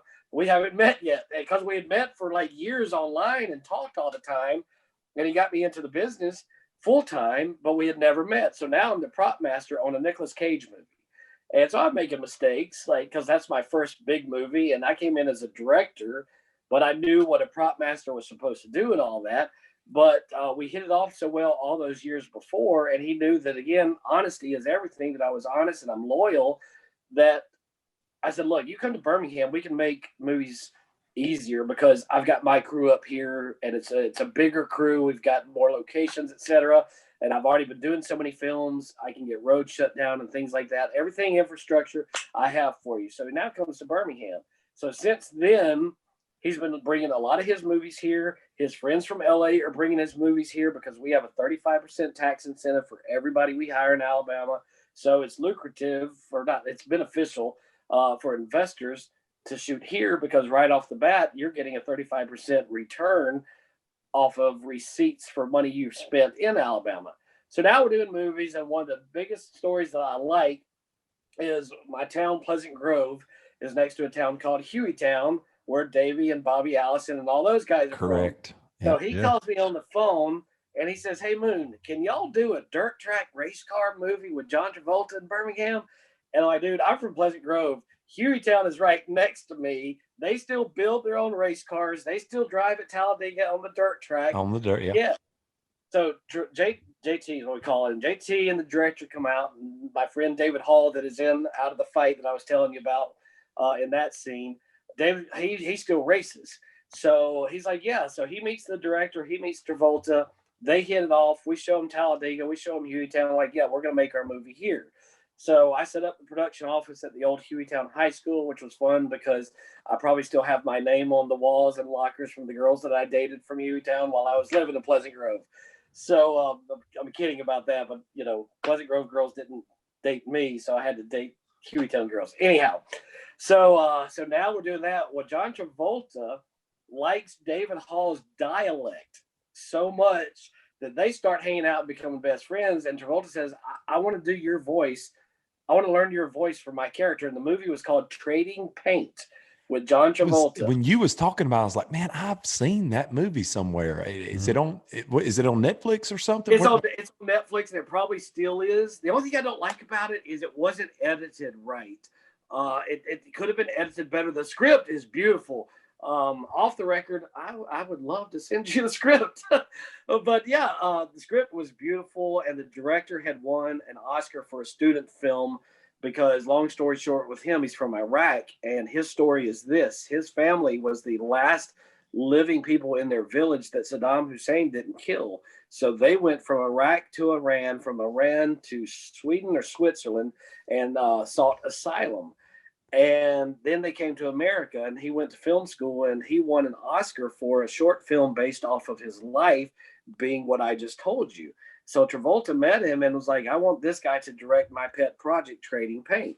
So that's how all that came about. So I think the problem came, and I'm not knocking the movie by any means, but you're Southern, I'm Southern. We know Southern, and it's hard to translate that. You can be the greatest director, which Tarzan was a brilliant director. But I think it got lost in translation because when you watch the film, there's like narration of the race cars and they're driving, and you've got two commentators saying, well, this is some good old Southern racing right here. Nobody says that. So I think it didn't reach its audience like it was supposed to. But yeah, good film. I like the film, but again, I know race car drivers and stuff, and I know they just kind of missed that mark just a little bit. But They should have had somebody saying boogity, boogity, boogity. I think they probably did. I think they probably did. Oh, but yeah, it was fun, and John Travolta was nice to everybody, and you know, he did his little grease singing and dancing to the fans at Talladega track. Nice. So anyway, the point of that is that's where I got today. And then I'll get a call and say, okay, we're going to be in Mississippi. I'm working another show. Can you come down and help out? And then I'll work on that. And the favors are returned because I'll be like, hey, do you know somebody that can do pre-sales for, like right now I have a faith-based film with Kevin Sorbo.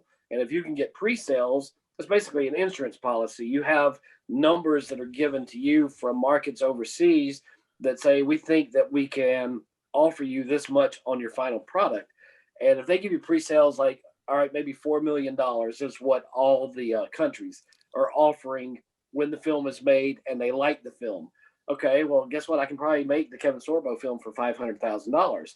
And now I have, you know, whatever, 4 or 5 million or whatever number I just gave you in pre-sales.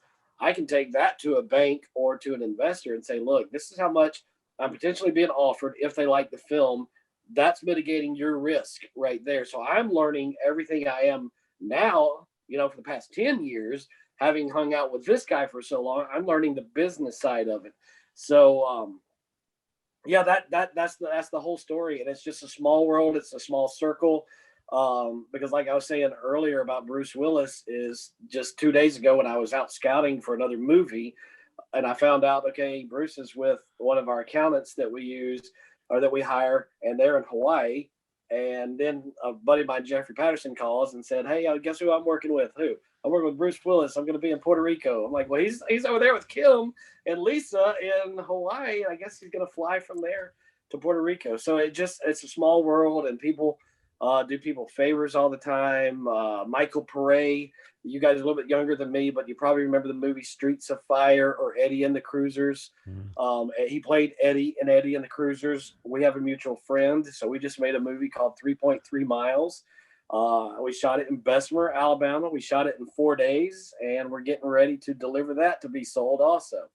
So yeah, there's my story. And now we're trying to raise the money for 2 films, which I do want to say this. One is called Bastogne, because I love history. And Bastogne, you may or may not know, was the biggest battle in France during World War II. All 7 roads that were leading into Bastogne, France, were cut by the Germans. And for 16 days in December, we ran out of food. We ran out of ammunition. They couldn't drop anything because the cloud coverage was so low. We didn't have enough blankets, enough shoes, nothing. But for 16 days, we destroyed the Germans and we sent them running. And that was the turning point that led to Victory in VE Day, Victory in Europe Day. And what's funny is Easy Company had said right on December 26th, when Patton finally made it, because Patton had his hands full in South France coming up. And when Patton and his troop or his team finally arrived, Easy Company is quoted as saying, we didn't need to be rescued. And there's a scene because Michael Pare plays a history professor, and 3 Point Mile, I don't want to tell the plot of that one, but at the end of the movie, he's surrounded on all sides by police officers, and he's a history teacher by trade, and he tells the story of the Battle of Bastogne. And Michael Pare is actually playing General McAuliffe in my movie Bastogne as soon as we get the money for it. And then the other film that I have that's a passion project of mine, because I have daughters, I'm very protective. I have a stepdaughter, I'm very protective, is called Heaters, like a heater that you warm your hand up to. And it's about human trafficking.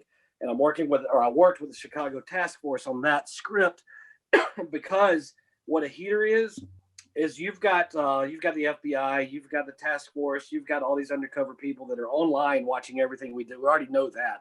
But they're watching what the predators are doing. And what the predators are doing is they're posing as like, hey, I'm 26 years old and I'm going to make you the next YouTuber. You're going to be famous. And he's talking to like a 12-year-old girl. And so you've got the task force that are watching the conversations. What a heater is, it's that child. It's that 12 or 13-year-old kid that in the next few hours, she's going to meet this little a-hole at a park. and you'll never see her again, because if they're taken by 12, they don't live to be 19. They are sold, they're trafficked, and it's enough to make you throw up, especially if you're a parent. And so I wrote that with Judy Norton also, because she's going to play one of the police officers in it. But man, you know what you know, but you don't know what you don't know. And I learned so much of what I didn't know. The trafficking industry is just insane, and it literally wants to make you be a vigilante and say, you know what, I don't want to be on the task force. You call me, I'm a dad, I'll go take this guy out. So a heater is somebody that if you don't rescue within the next few hours, you're never going to see her again. So we want to do that one so we can do like Out of the Fight and just expose what to look for and what's going on. Because, you know, so many parents nowadays, oh, I'm not going to invade my daughter's privacy, I'm not going to look at her phone. Well, then you're an idiot. You know, no offense to you guys if you guys don't do that, but yeah, you're an idiot if you think not my kid. Because like I said earlier, my mom's going to be the first one to, even at my age, throw me under the bus if I do wrong. Check your kids' phones. So yeah, so that's my passion project. And then we do small projects in between, you know, to pay the bills. But then we like the big projects so we can make a difference. I totally agree. I totally agree. I would be Like definitely. I thank God I don't have a daughter, but my 3 boys, they need to be checked up on. I mean, because it's you know, they don't know how people are and what they'll try to do and all this, that, and other. So, and it's so easy to get sucked into that because you don't realize, especially at a young age, that people aren't what they say they are. You know, I mean, a lot of times they are, but if you're even leaning towards something in that direction, guess what? They're not who they say they are. There's so many more ways. Of adults like that still hadn't figured it out, that people aren't how they seem. So. Oh, no kidding. There's so many more ways now to communicate and get in, you know, for your child to get, what's the right word? But to communicate with these people that they don't need to be communicating with. And, you know, back when we were all real young, I mean, all you had to monitor was the home phone, you know, to make sure that, you know, whatever. Right. But exactly. And make sure they was with you, you know, and you knew where they were going or whatever. But now it's a whole new world of ways, you know, for them to get in. And you know, the biggest single entity is Super Bowl Sunday is the biggest in the United States. I don't know if it's worldwide, but the biggest in the United States. That's the biggest human trafficking weekend. And the biggest corridor is Highway 20 from Atlanta to Birmingham to wherever else 20 goes, because they're coming in, you know, from probably Atlanta International Airport. And I learned this: if you ever go to like a Chinese buffet, what you'll notice is you're probably going to see a big van parked outside for all of their employees, and they're servant, or is it indentured servant? They're sold. They'll have to work $40,000 to $50,000. Let me rephrase that. They're in debt to whoever sold them to America for around $40,000 a piece. And these women, these young, probably 20-something waitresses, they live in apartments with just, you know, nothing on the floor but beds, you know, no couches, no nothing. And they work at buffets to pay off the debt that they owe to whoever sold them into basically slavery. Wow. Yeah. Not all of them, but that's a big one that Interpol and the task forces around here are looking into. So it's you know what? It's time that we got to get political now. It's time to start arresting people. You know, I don't care if you're in the NFL and you've got a little 12-year-old girl in your room. I do care about that. Then you know what? You're arrested. I don't care if you're the starting quarterback or whatever position you play. And my image. Guess what? Your image is now in prison for 30 years. You're gonna see things stop when we start arresting people. And it goes all the way to Washington and not human trafficking. This whole mess that's going on right now and the election stuff, whatever side of the coin you're on, there is fraud in America, in our government. Let's start arresting people. If you can edit all this out, man, it got exposed this past year. Well, the problem is the people that are exposed, that are crooked, are the ones that's pulling all the strings. So all the strings, until something gets changed with that, you know. Because like I said, I'm an independent. I am a total independent. I am always a what would Jesus do? And guess what? Jesus was not a Republican. He was not a liberal. He wasn't an American. Right. I If it's wrong, you know what? Then we've got to arrest people, and Accountability is going out the door.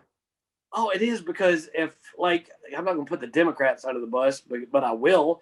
The Democrats are smart enough, and you can edit this out if you want to. This is between us. But the Democrats are smart enough to know that, yeah, there was something going on. Of course, there was something going on. How do you wake up one morning and there's 100,000 more votes? And again, doesn't make me a Trump supporter. It makes me an independent to say there's wrongdoing. That's what's wrong with this country. Let's fix the problem and quit blaming Trump, quit blaming whoever. Let's, did you like the world you lived in when Trump was in office? I did. I loved the world when Trump was in office. Didn't think the man was a racist whatsoever. I don't think the hat that you're wearing means the Dukes of Hazzard were racist people. God, I'm sorry. I went on that's my tangent right there. And dude, if it's okay with you, I don't want to edit that out, because I think the majority of the people that watch this, would totally be on your side anyways. And I think a lot of people, there's a silent majority, honestly. I think that, but they feel like they don't have any power. And I think there's a lot of big corporate money that's behind a lot of this and pushing the media to push that, certain agendas.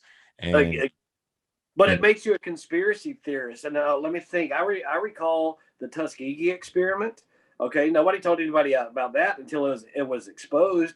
And then I think in the 80s there was I don't think they were black. They might have been the blacks, but there was a group of people. It might have even been the Hispanics, but they were doing birth control without them knowing about it through vaccines. And a decade later, they exposed it, and people were saying, "Well, I'm not surprised." Okay, then why are you saying that that's not possible now? You can't hack an election, and now we're proving that in Arizona that there was files that were deleted. And if you say that again, you're a conspiracy or you're a far right winger. And I'm going to say one more thing, and you can please leave this in.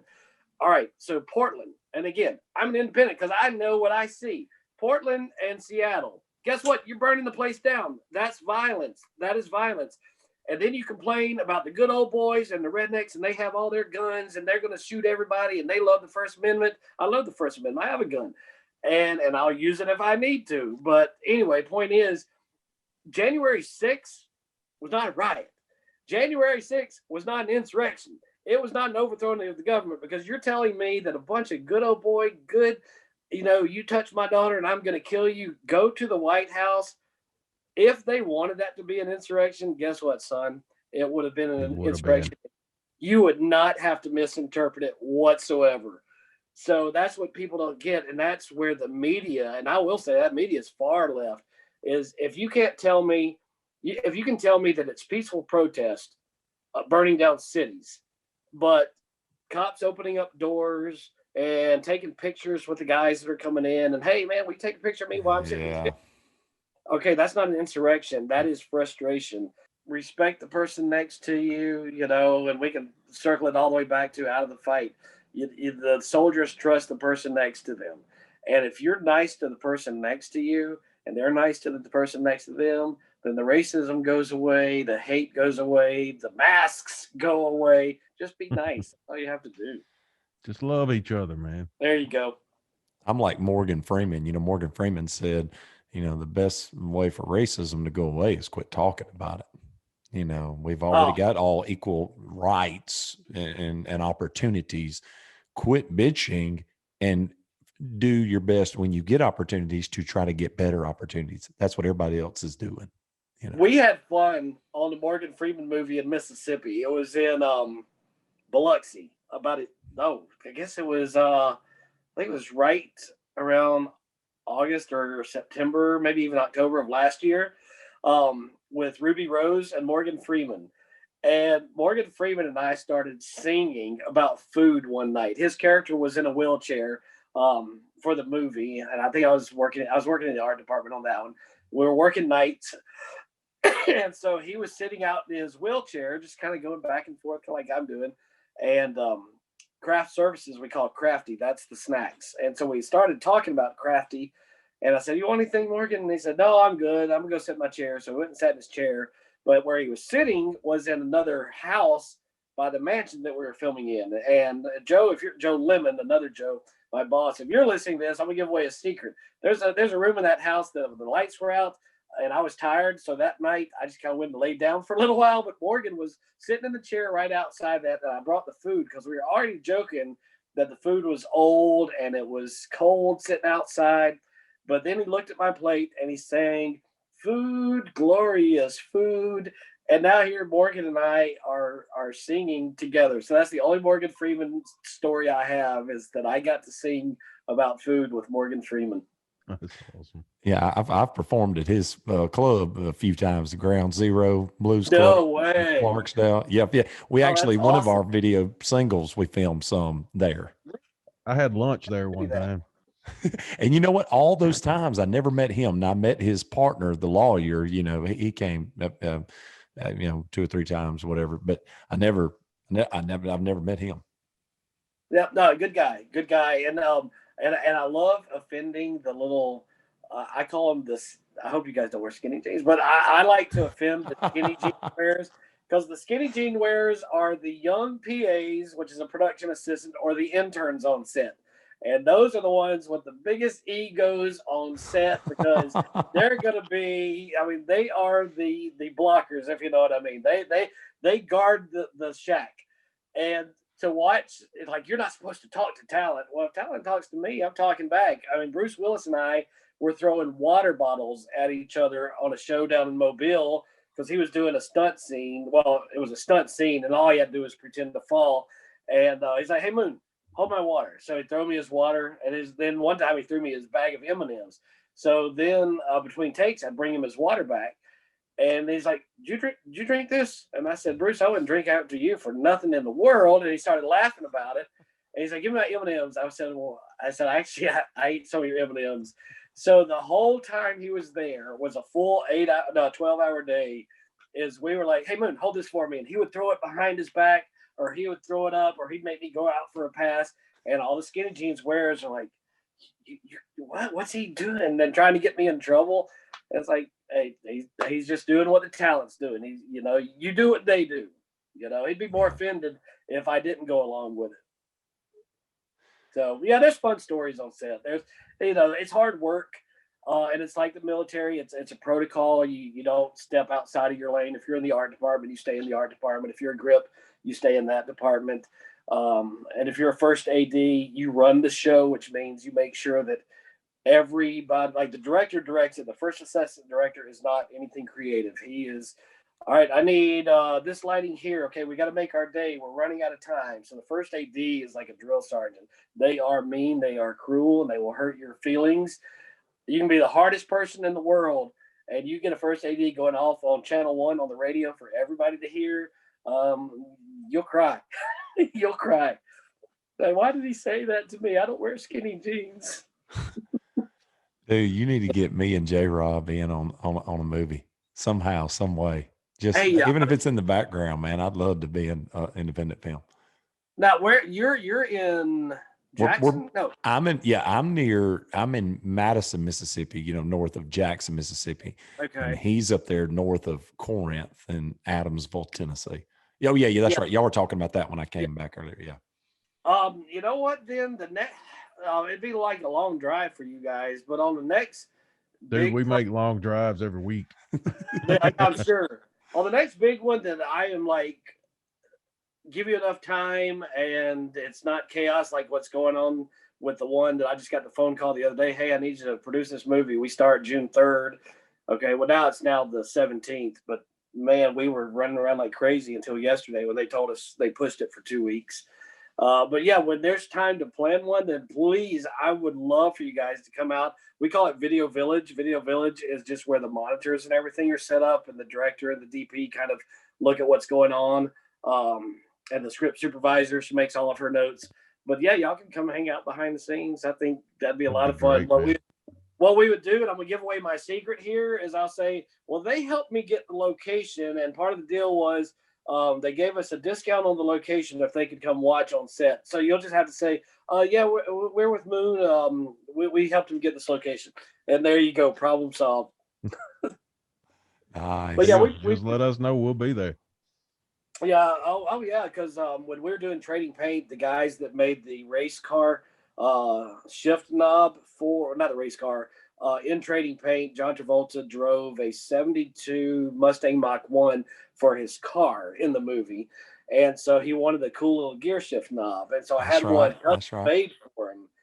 And so we put that on there. Somebody stole it from set. But anyway, the guy gave me a heck of a discount on it. And I said, well, I'll tell you what, you come hang out on set for that. So a lot of times we are able to do favors. And it's really for people like you guys that know protocol. You're not going to be, oh, you're starstruck and all this. Right. You're just going to be like, man, this is cool. I like this. And that's the kind of environment we want to create. Absolutely.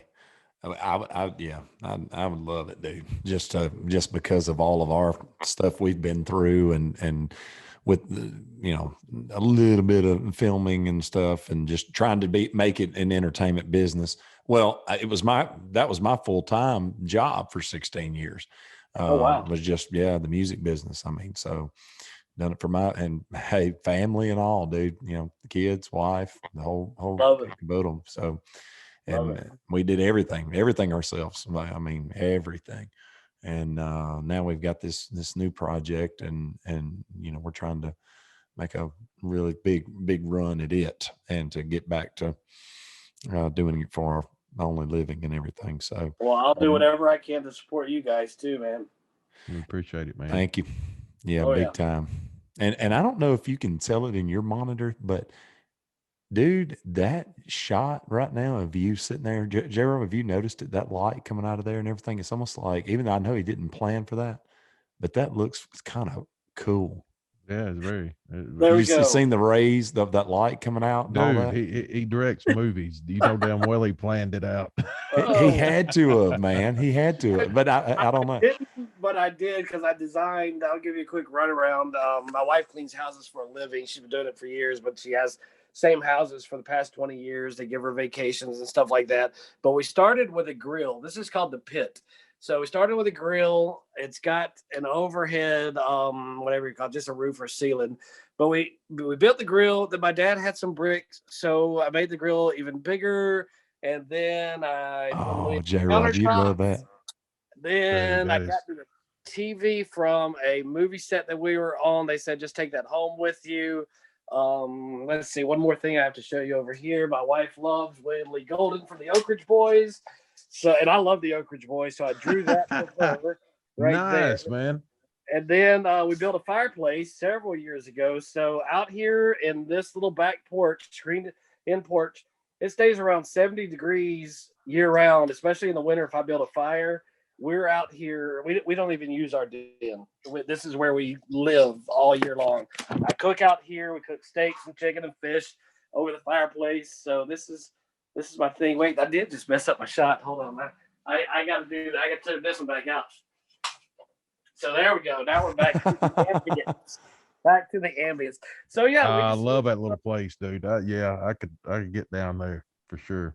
Oh man, yeah. We every Friday night I get on Facebook Live for my friends, just to be obnoxious, because if you can't tell, I'm obnoxious. But I just like to have fun, man. I go kayaking all the time on my days off, and whitewater rafting. My nephew is 28, and he's doing the Appalachian Trail. He's on like mile 800. Started in North Georgia, and he's in Virginia right now. Nice. So it's just all, my thing is, I don't even have, my philosophy is just help people out and do what's right for other people. And you don't have to be in this corporate environment all the time. You don't have to be in a political environment all the time. Just go be real, and God will take care of you. God will take care of you.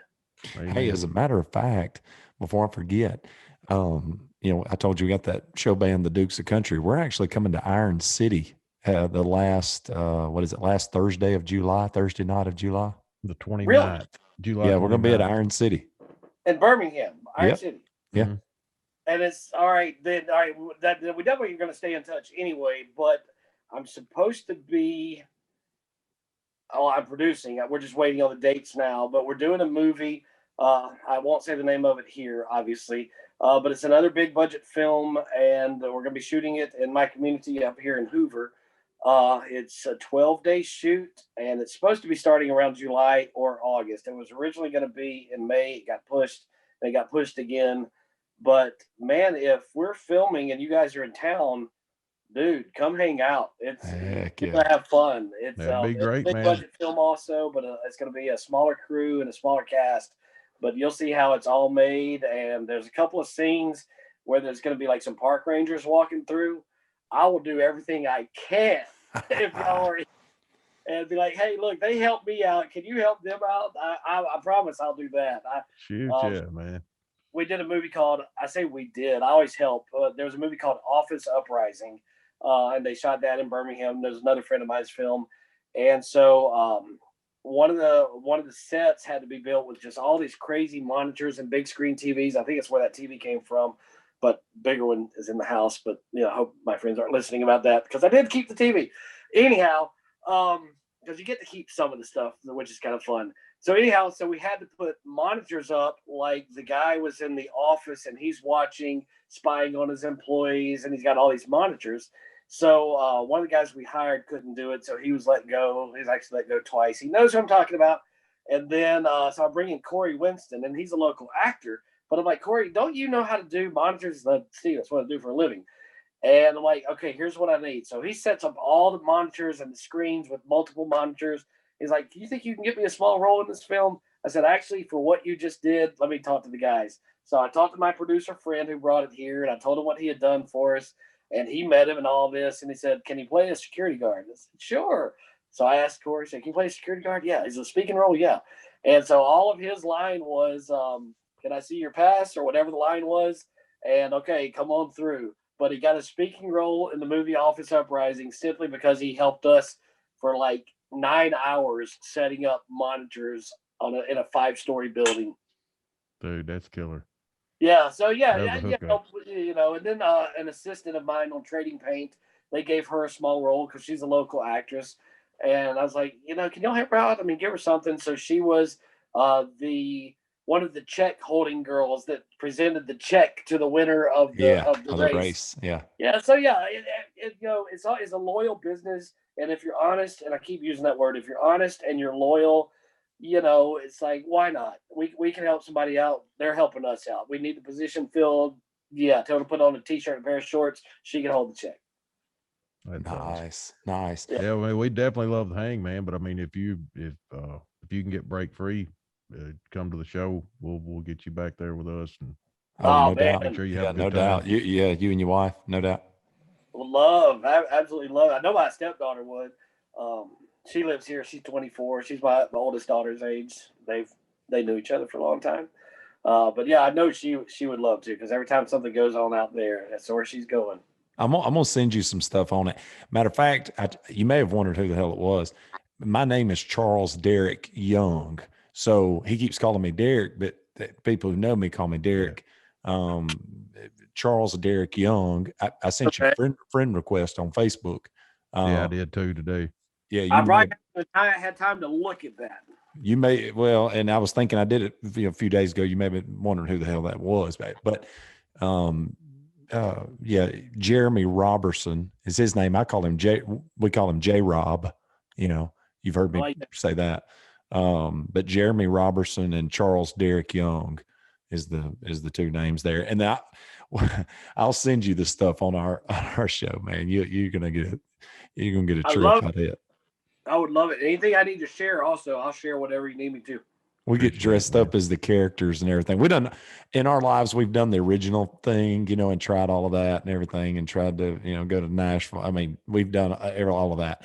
So now we're actually just building a tribute show band, to take people back to a time and all of that, and have fun and make some money. Who all do you do? Who all is your tribute to? It's a tribute to a time period. So we're doing like the 70s and 80s of country music. So like Derek we're the Dukes of country. So he's Bo Duke. I put the wig. I got the blonde wig and all that. Yeah. I do Hank. Wear the yellow shirt, I love that, because I love 70s and 80s country. And again, that's our Friday nights. If we're on Friday Live, we will play music, because I've got a little old school surround sound, and we'll play it off YouTube. And I'll have friends that'll say, play this or play that. And a lot of it is, I'll play the 70s, I love the Oak Ridge Boys. If y'all ever do anything Oak Ridge Boys, We love do. it. We Good do. Oak Ridge American Boys. made. Yeah. We've got a video of that song actually Yep. out. Can you? All right. Then I have a request. I'll say this real quick too, because it goes back to film. I have a movie called Diamond that I wrote a couple of years ago. That it's been in and out of production with investors, but it's a low budget film. And all it is about a 70s era former rock star female who's washed up, and her name is Diamond. A picture of Janis Joplin, Jefferson Airplane kind of girl. Yeah. So she was on drugs and traveled, divorced her husband, which is like Christopherson, and her dad traveled, and she's a little jealous of him. So she just washed up, but she performs in her hometown with one of her singers that used to sing with her, and I've got some backup singers.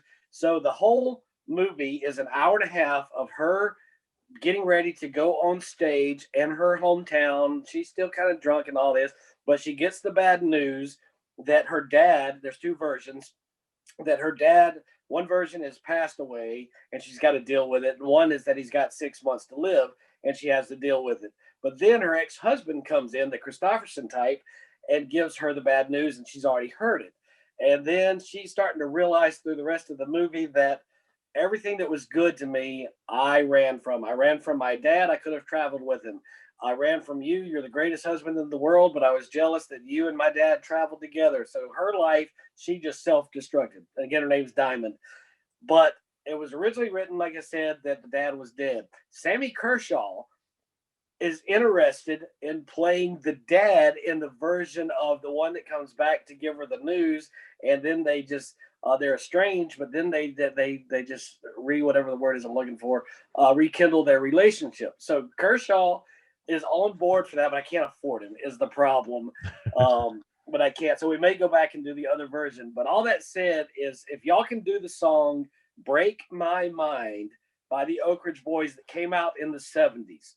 Break my mind. Then I can't sing, but I know which one you're talking about. Yeah. Just put it in YouTube, Google it. It's the live version that comes up. We had 4 original songs written for the movie, and I sent them "Break My Mind." I sent them "The Rose."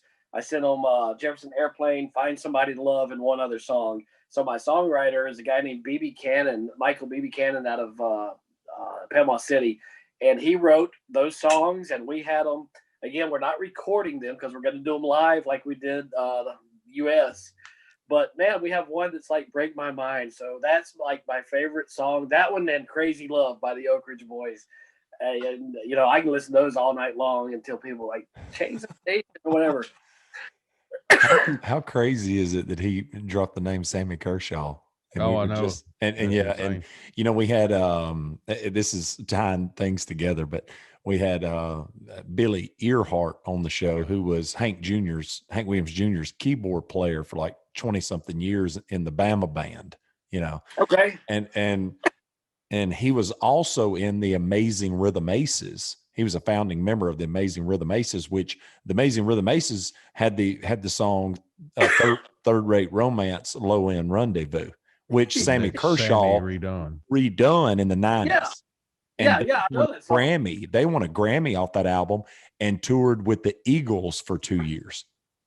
No way. In the 70s. In the 70s. Yeah. Oh, that's, man. Yeah. You should have heard his stories, dude. You should have. Oh my God. You know. Such a small world too. Wow. It is. Yeah. And then Sammy, again, the guy that brought my partner, Michael Henderson in LA, that gave me Michael Pere. He's like, "I'm friends with Sammy. Send him an email." I'm like, because sometimes you just have to, because you're always humble. It doesn't come across that way because it's fun, but it's work. Oh my gosh, because it's like any other sales job. Like you guys, if you don't have a gig, you're not paid. If I don't have a movie, I'm not paid. So I'm always working. They said, "You've got 10 films in the works?" I said, "Yeah. And if I get one of those done this year, I'll be happy."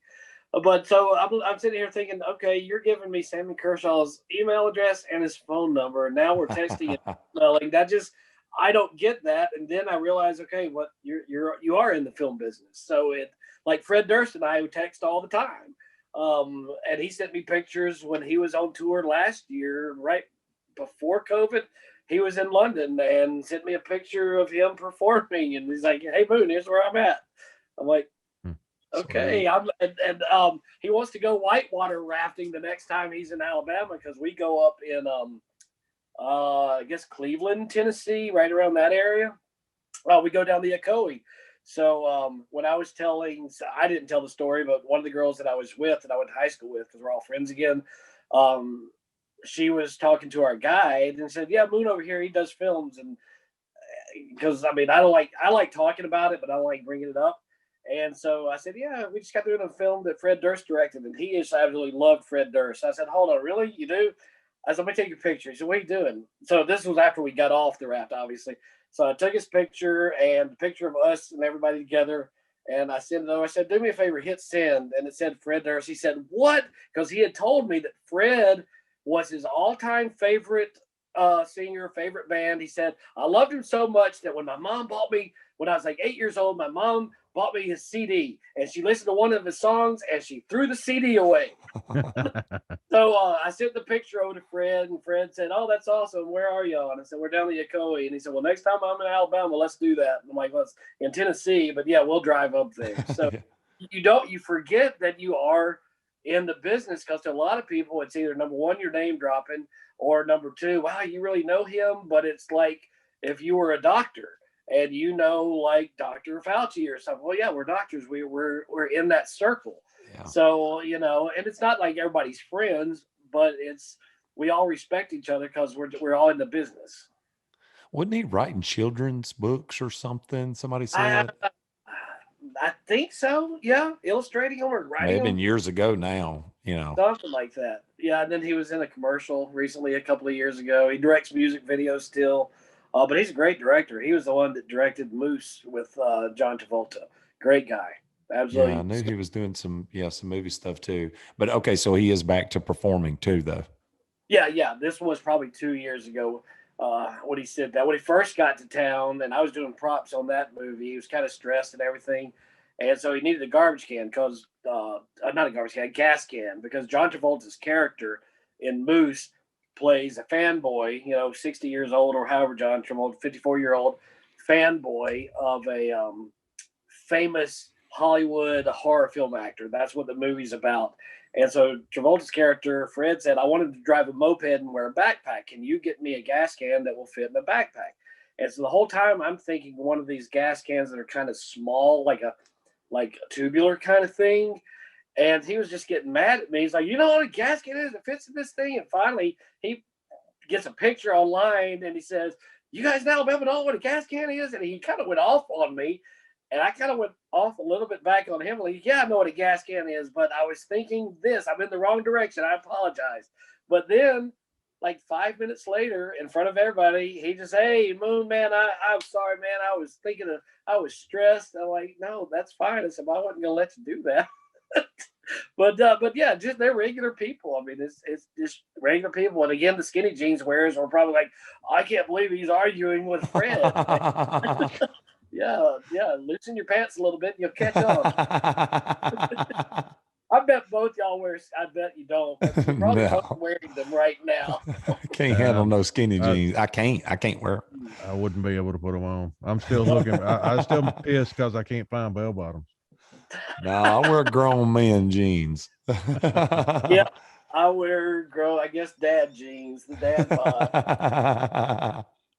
Man. Dude, man, this has been very, very interesting.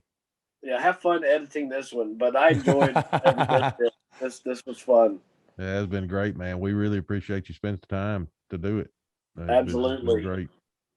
Well, thank you much. Is there anything else you want to plug though? I mean, you did plug of where they could go watch Out of the Fight. Is there, anything else that you may want to plug? For Out of the Fight, the only thing I would want you to do is, again, go watch it and just Google where to find it, because it is on most of the digital platforms. But definitely I want to plug, go to the Facebook page, look at the 13-minute video that's on there. It's the only one that's 13 minutes long. You'll get a kick out of that. But to plug anything else is just like, if you want to get into the business at all, find me on Facebook through the Out of the Fight, so I'll know where this came from, because to find Steve Moon, I reply to those a lot of times. Usually I just use those strictly for work. But with Out of the Fight, I'll know the connection through this show. So if you're interested in the business or how to get into film, or if you're acting, or if you want to do independent films, or if you're a musician and you want to know how to do music for movies or how to get involved, send me a friend request. And I don't know how I know where it came from, but I will once I accept it, or send me a message on the Out of the Fight Facebook page. And because I'm at the point in my career now where, I'm like you guys, you wait on your next gig kind of thing, but I'm gainfully employed. And I just want to pass it along. So if you're interested at all remotely, then I'll help you out, walk you through it, and go from there. And we're definitely going to be sharing the Out of the Fight previews as well on the page. So you guys will definitely, if you dig it, you need to share that as well. And let's get the word out big time about this film. Yeah, I think that I'll plug this. We want, because sometimes you put a number on there, it really motivates people. We want 100,000 families watching the film, and I think we're pretty close to it already. But 100,000 is our goal, because we've already got that relationship with the Pentagon and all this. But we want it, and I'm doing interviews on radio stations from the families that sent me the information and the email. Those 200 families is. I want to get on the radio in their communities, like Santa Clarita, California, Des Moines, Iowa, and all these places, so that they'll hear me talking about their sons and their daughters, husbands, or wives, and where to watch it, because they're friends with me on Facebook, obviously. But even if they share that page with their friends may not live in their community or where they are. So I would love for, like Jacksonville, Alabama, as small as that is, Jacksonville, Alabama had 3 suicides within like 2 years. And you wouldn't think that. So I want to get on Jacksonville radio station, talk about it out there. Santa Clarita, the poor mom, she lost both of her sons. She's got one that's living, but she lost 2 of her sons 2 years apart to veteran suicide. And the San Diego Chargers did a halftime event for her sons in recognition. And then I have another dad who lost his son in somewhere in Florida, and I forget what city, Orlando. And I think the Orlando Magic put his son's photo and just a montage on the Titantron, the Jumbotron, and during halftime of the basketball game showed his son. So that's what I'm trying to do. So if your listeners or your watchers on this podcast have contacts, even if you don't know anybody that committed suicide, if you have radio station contacts, Facebook message me that, or go through you, or however we need to do that, because that's my goal. Is I want it to be maybe not Out of the Fight be on everybody's tongue, but if they watch it, that suicide is no longer taboo on everybody's tongue. And I think once everybody watches the film and they see the reality that, okay, this can't happen, this does happen, but also this can't happen and this won't happen, you're going to see the numbers drop, because it's 22 a day. Right now, they're trying to get, it's actually a little bit higher now because of COVID. But I think that's it's all inclusive also. I think suicide in general has gone up, but among veterans, it's probably like 23.5 or 24. It's gone up just a little bit. But yeah, just make it not taboo. And yeah, Facebook is great. Social media is great. People still listen to radio. And I think that if I can do that in these 200 cities, then it respects the families even more, because it shows that, hey, I'm coming to you. You guys helped me out. I want the community to hear that that there's people in this community that we've lost, and you don't even realize it. So I just want people to know what's going on. So I guess that's the biggest thing I want out of this. That's great. You raising all that awareness for it, man. That's when watched that trailer and stuff, and this came up about having you on. That's the reason I told Dee I kind of felt compelled to send you that song earlier that my dad and I wrote, because that's when he come up with some of the lyrics for that. He had read about that 22 a day. Yeah.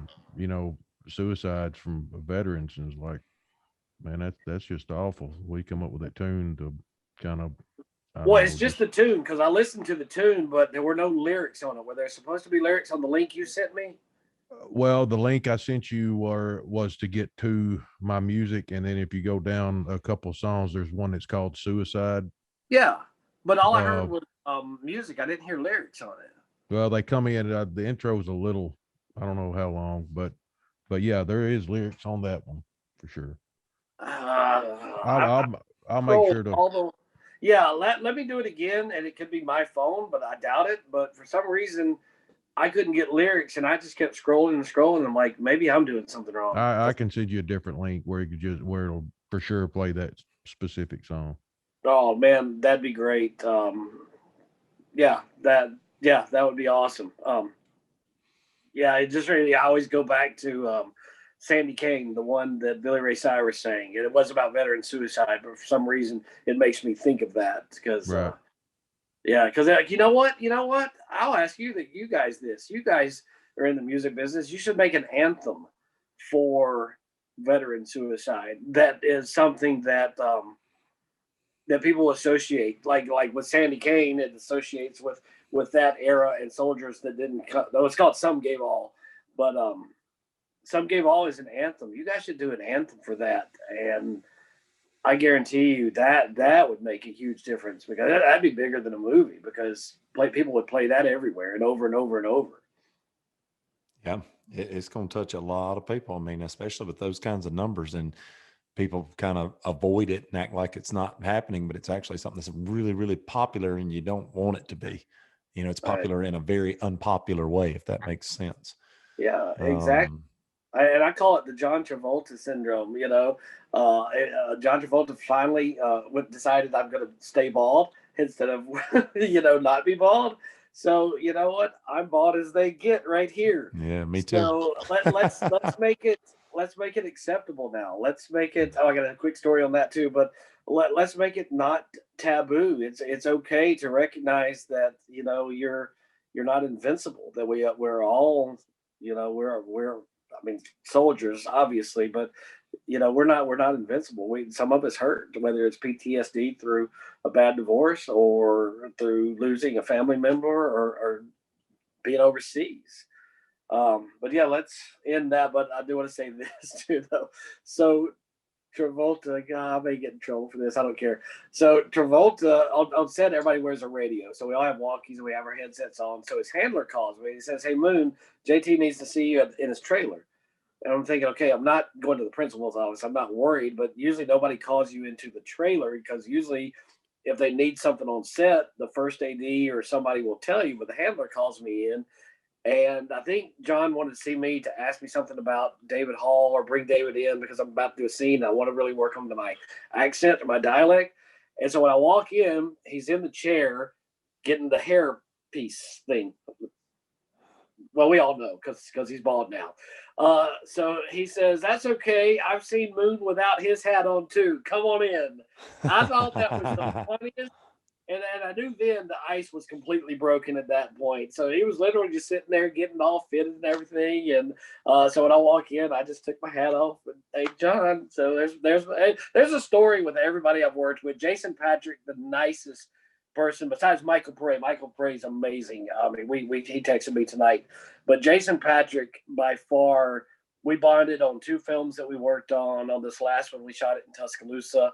It's out right now, and a friend of mine was the producer. So I think everybody should go watch that. It's called The Vanishing, and it's on Netflix.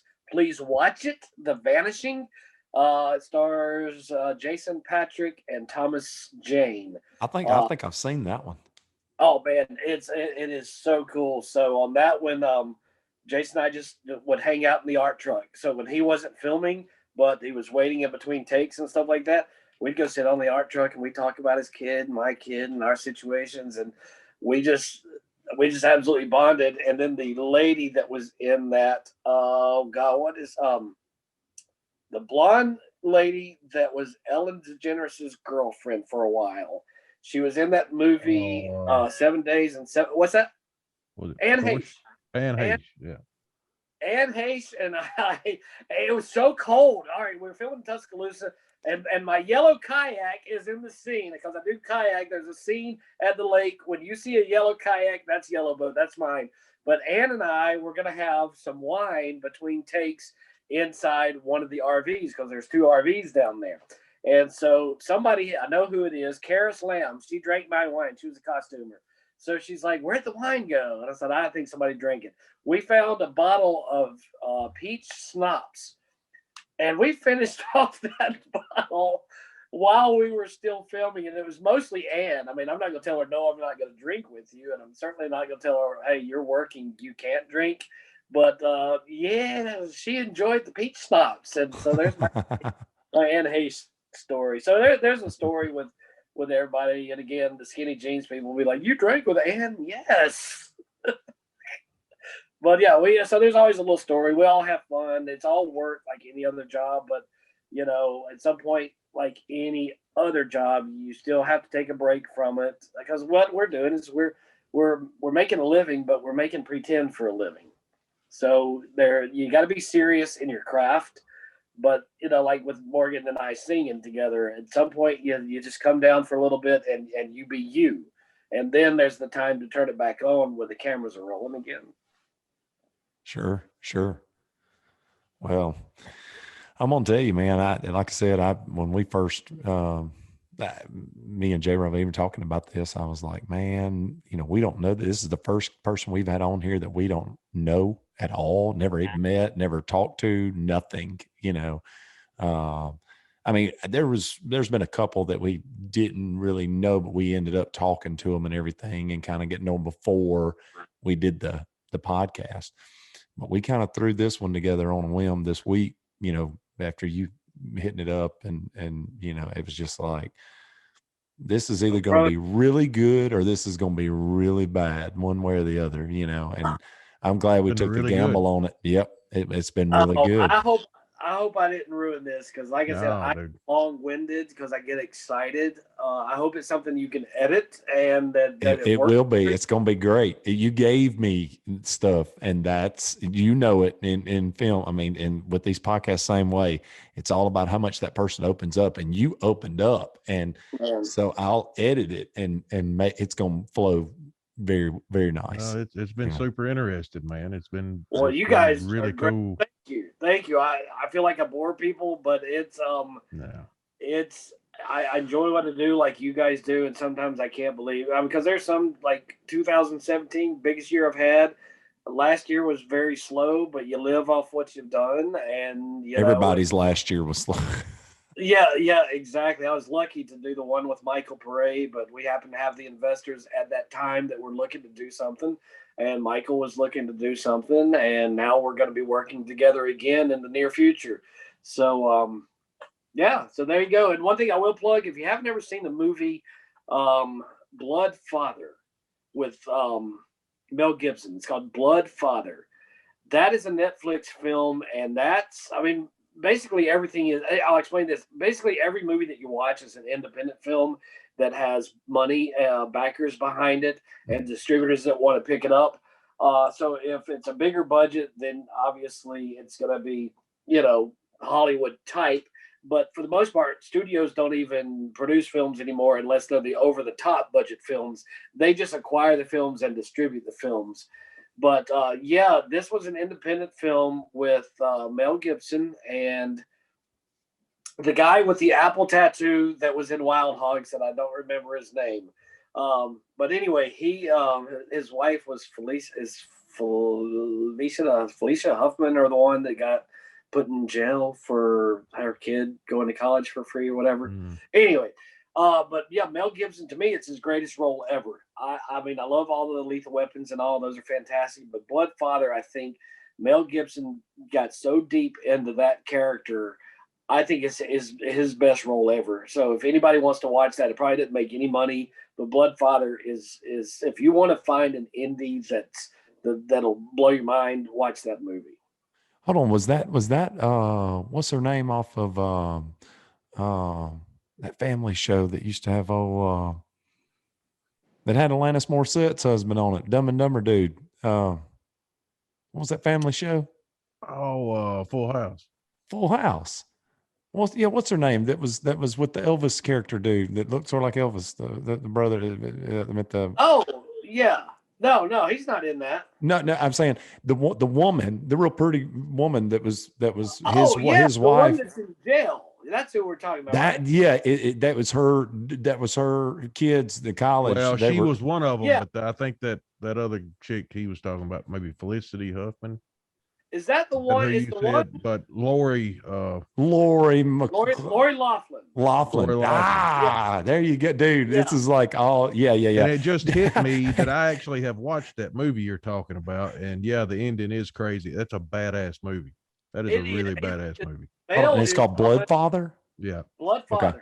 Okay. It's low budget, but I'm telling you, it's like you're not watching Mel. You're just because you're not seeing that little superhero side, and his character has this really, really dark depth history, but it has to come back in the movie. So if you watch it, yeah, he transitioned so well. Another thing I noticed in that, he was ripped in the movie. Oh my! Ripped. His forearms were bigger than my Dude, skinny yeah. little leg. He was. I'm gonna have to he watch been it doing now. something. Y'all done talk me into it. He was a tank. I mean, his forearms were like an arm wrestler. Yeah, it was incredible. Hey, Yeah. I'll tell you something funny. And I was thinking about saying it, but I thought y'all would be like, what the hell? You may know what I'm talking about. Lori Laughlin. I was sitting here thinking about the movie Rad. Do y'all remember that movie Rad from the 80s? No. Rad. Really? It was a BMX bicycle movie from the 80s. And it's called Rad. And it's got Lori Laughlin in it. You're kidding. That's probably her big break, and I'm gonna be famous after this movie. Oh, dude, it was I remember it so well as a kid, and you can go on YouTube and watch it. But it's one of those hidden little gems from the 80s. But yeah, Lori, I'm sorry, I hated to get us off. No, but you're Lori good. Laughlin was, and she was like, totally hot, young new actress. The hottest actress to me is Katie Seagal from Married with Children. I never, when I was watching it growing up, I didn't care a thing about Kelly Bundy. I loved Katie Seagal. And now looking back, I still loved her in Married with Children, but Sons of Anarchy. Katie Seagal, and now she's got a TV show on Thursday nights. So yeah, she's still killer. Do people say that? I don't care. She's still awesome. Oh yeah, she wore the real tight pants and everything on Married with Children, the little and kind of with the little high heels, always kind of and that show wouldn't last at all. You talk about the skinny jeans wearers. If they watch one episode, I have to pull an Al Bundy right here though. Al Bundy, has 4 touchdowns in one game. Yep. I am 50. I am white. I am 5'8", and I still have a 30-inch vertical leap. I can still get rim. I can't dunk a tennis ball. I never could dunk a basketball, but I can. So I still got ups. I still got hops. That's my Al Bundy. I lost all my hair, all my dignity, all my shame. But you know what? When I was coaching 12 and 13 and 14-year-old boys, I'm running suicides with them. And I'm like, if this 45-year-old man, 45 then, beats you in suicides, we're running again until one of y'all beats me. But we're not running at the beginning of practice. We're running at the end of practice. And guess what? I'm scrimmaging with you. We would stay and the moms would be waiting. I'm like, we're still running. We're still running. Somebody has to beat me. But it was always a challenge because, you spend 3 or 4 months with them during the season and you try to teach them, okay, I'm going to teach you how to jump. Y'all are going to have to learn how to shoot, but I'm going to teach you how to jump. And so it was always just a big goal. And I'll just end with this. My stepdaughter, Holly, when she was like 12, and she's always been just a cutie. And then they know that. Like if Holly shows up, all the boys start to blush or whatever. But I was coaching Holly's team too. So I'd have the girls practice first and then the boys. And if the girls wanted to stay late, they could practice with the boys. Holly would stay, and I had a guy named Chase, and he was probably 13 years old, and Chase thought he was all of that. I'm like, dude, if you're all that, you'd be playing middle school ball, not community ball. I would make Holly guard him because Holly literally, not through my coaching, but through her athletic ability at the time, because she's a little chunky now. Sorry, Holly, I love you. But anyway, she was the best defensive player in the whole league. for the 11, 12-year-old girls because she was a little bit younger. She guarded him and made him cry in front of the entire team and his dad. I'm like, I just told her to guard him. I'm not going to tell her to back off. If he wants to get better, get past the 12-year-old girl. Take off those skinny jeans and put you on some baggy shorts. Yeah, that's my soapbox too. It's like, oh, how can you tell a PA? Just look at what they're wearing. And they do a lot of the scarves in the wintertime. It's like, how many layers of scarves do you need? It's still 72 degrees outside. So take off the layers. Oh, man. I'm going to put in the posts every time I share this. I'm going to say, skinny jean wearers, please watch this episode. Or skinny jeans beware. Skinny jeans wearers, beware. Yeah. Skinny jeans wearers, beware. Needs to be a T-shirt. Like an explicit lyrics sign. Skinny jeans. Yeah. Do even do good grief. See, my phone. It's just this is actually Corey right now. The guy that I was telling you that got the speaking role as the guard. He's in that movie Luna. I was telling you about the werewolves. So he's texting me, "Is the script ready yet, Corey? Do you have it? No, it's not ready." It's getting late. I'm getting giddy. So yeah, have fun editing this show. This is gonna be great. This is gonna be great, dude. It was a bundle of fun, man. Yeah, thank you so much. And you taught us a lot. That's the thing. You said, I get to where I'm on a soapbox, whatever. But the thing it is, if you really listen, you're covering a lot of ground and all that stuff you're talking about, right? And if you really sit and listen, because that's a problem with a lot of people nowadays. They don't want to listen more than 5-10 seconds. But if they'll sit and listen to somebody, and I think that's what's actually made this podcast really good in every episode we've done, is because me and J. Rob have always, we're in this part of our life, we've been real good listeners with people. And, yes, you have. Thank you. And I think it's almost been therapeutic for people on this show. I mean, we've actually had some people get emotional because they're able to tell their story and really let it, that side of everything, and really just let it all out with somebody that would understand. Folks, you don't get to get in depth with people. It's like you got to speak your piece and throw it all into a couple of sentences before somebody's attention dwindles off. So, you really get to have like a long form explanation of what's on your mind. Well, you guys are as sincere as anybody I've ever met. And the fact that, this is your show and your format, and, I have a serious side of me on some of the things I get on my soapbox, and y'all allowed that. You allowed me to goof off a little bit, which puts me more in my comfort zone. So I hope I didn't totally blow this podcast for you guys. No, not at all, brother. I hope it's doable. Oh, no, dude. That's a lot. Bro. You gave a lot of information, and you was trying to shove it all in what little time little campfire session we had tonight. And that's hard to do. You gave a lot of information to us, man, and I appreciate it big time. Well, I appreciate you sharing it. And I trust your editing completely, because I gave you plenty to go with. So I'm not going to be offended. I'm not even offended. I'll get offended by anything. I'm not going to be bothered like the distributors when they cut that out, because anything that you put in there, I'm totally fine with. Anything you cut out, I'm totally fine with. As long as they know where to watch it, that's the only thing that I really want to stay in there. But anything else, you guys have fun with. I'll get on the Premiere Pro and get to work on, like I said, I'm just a couple of, that's what I've been using for years, dude. Love it.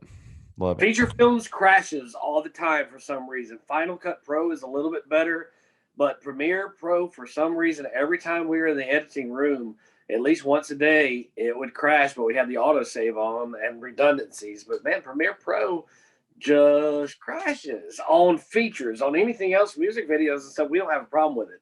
Yeah. But on features, there's just so many layers. It just, I don't know why. And it may be just the version we have. But I have Premiere Elements on my laptop. Yeah. Oh, Schneider was doing his with Premiere Pro. He was doing the editing on all that stuff. Oh, nice. Yeah, I love it. I honestly do. It's just when it was crashing, it was just like, why, Joe? Why is this crashing again? It can get frustrating. I know. Yeah, absolutely. Hey, guys, I appreciate it so much. Hey, have a Thank you great so night, man. much, man, Steve. Thank you. You. You bet. And I'll talk to you guys later. All right, I'll be man. talking to you. See y'all. Y'all Appreciate have a good night.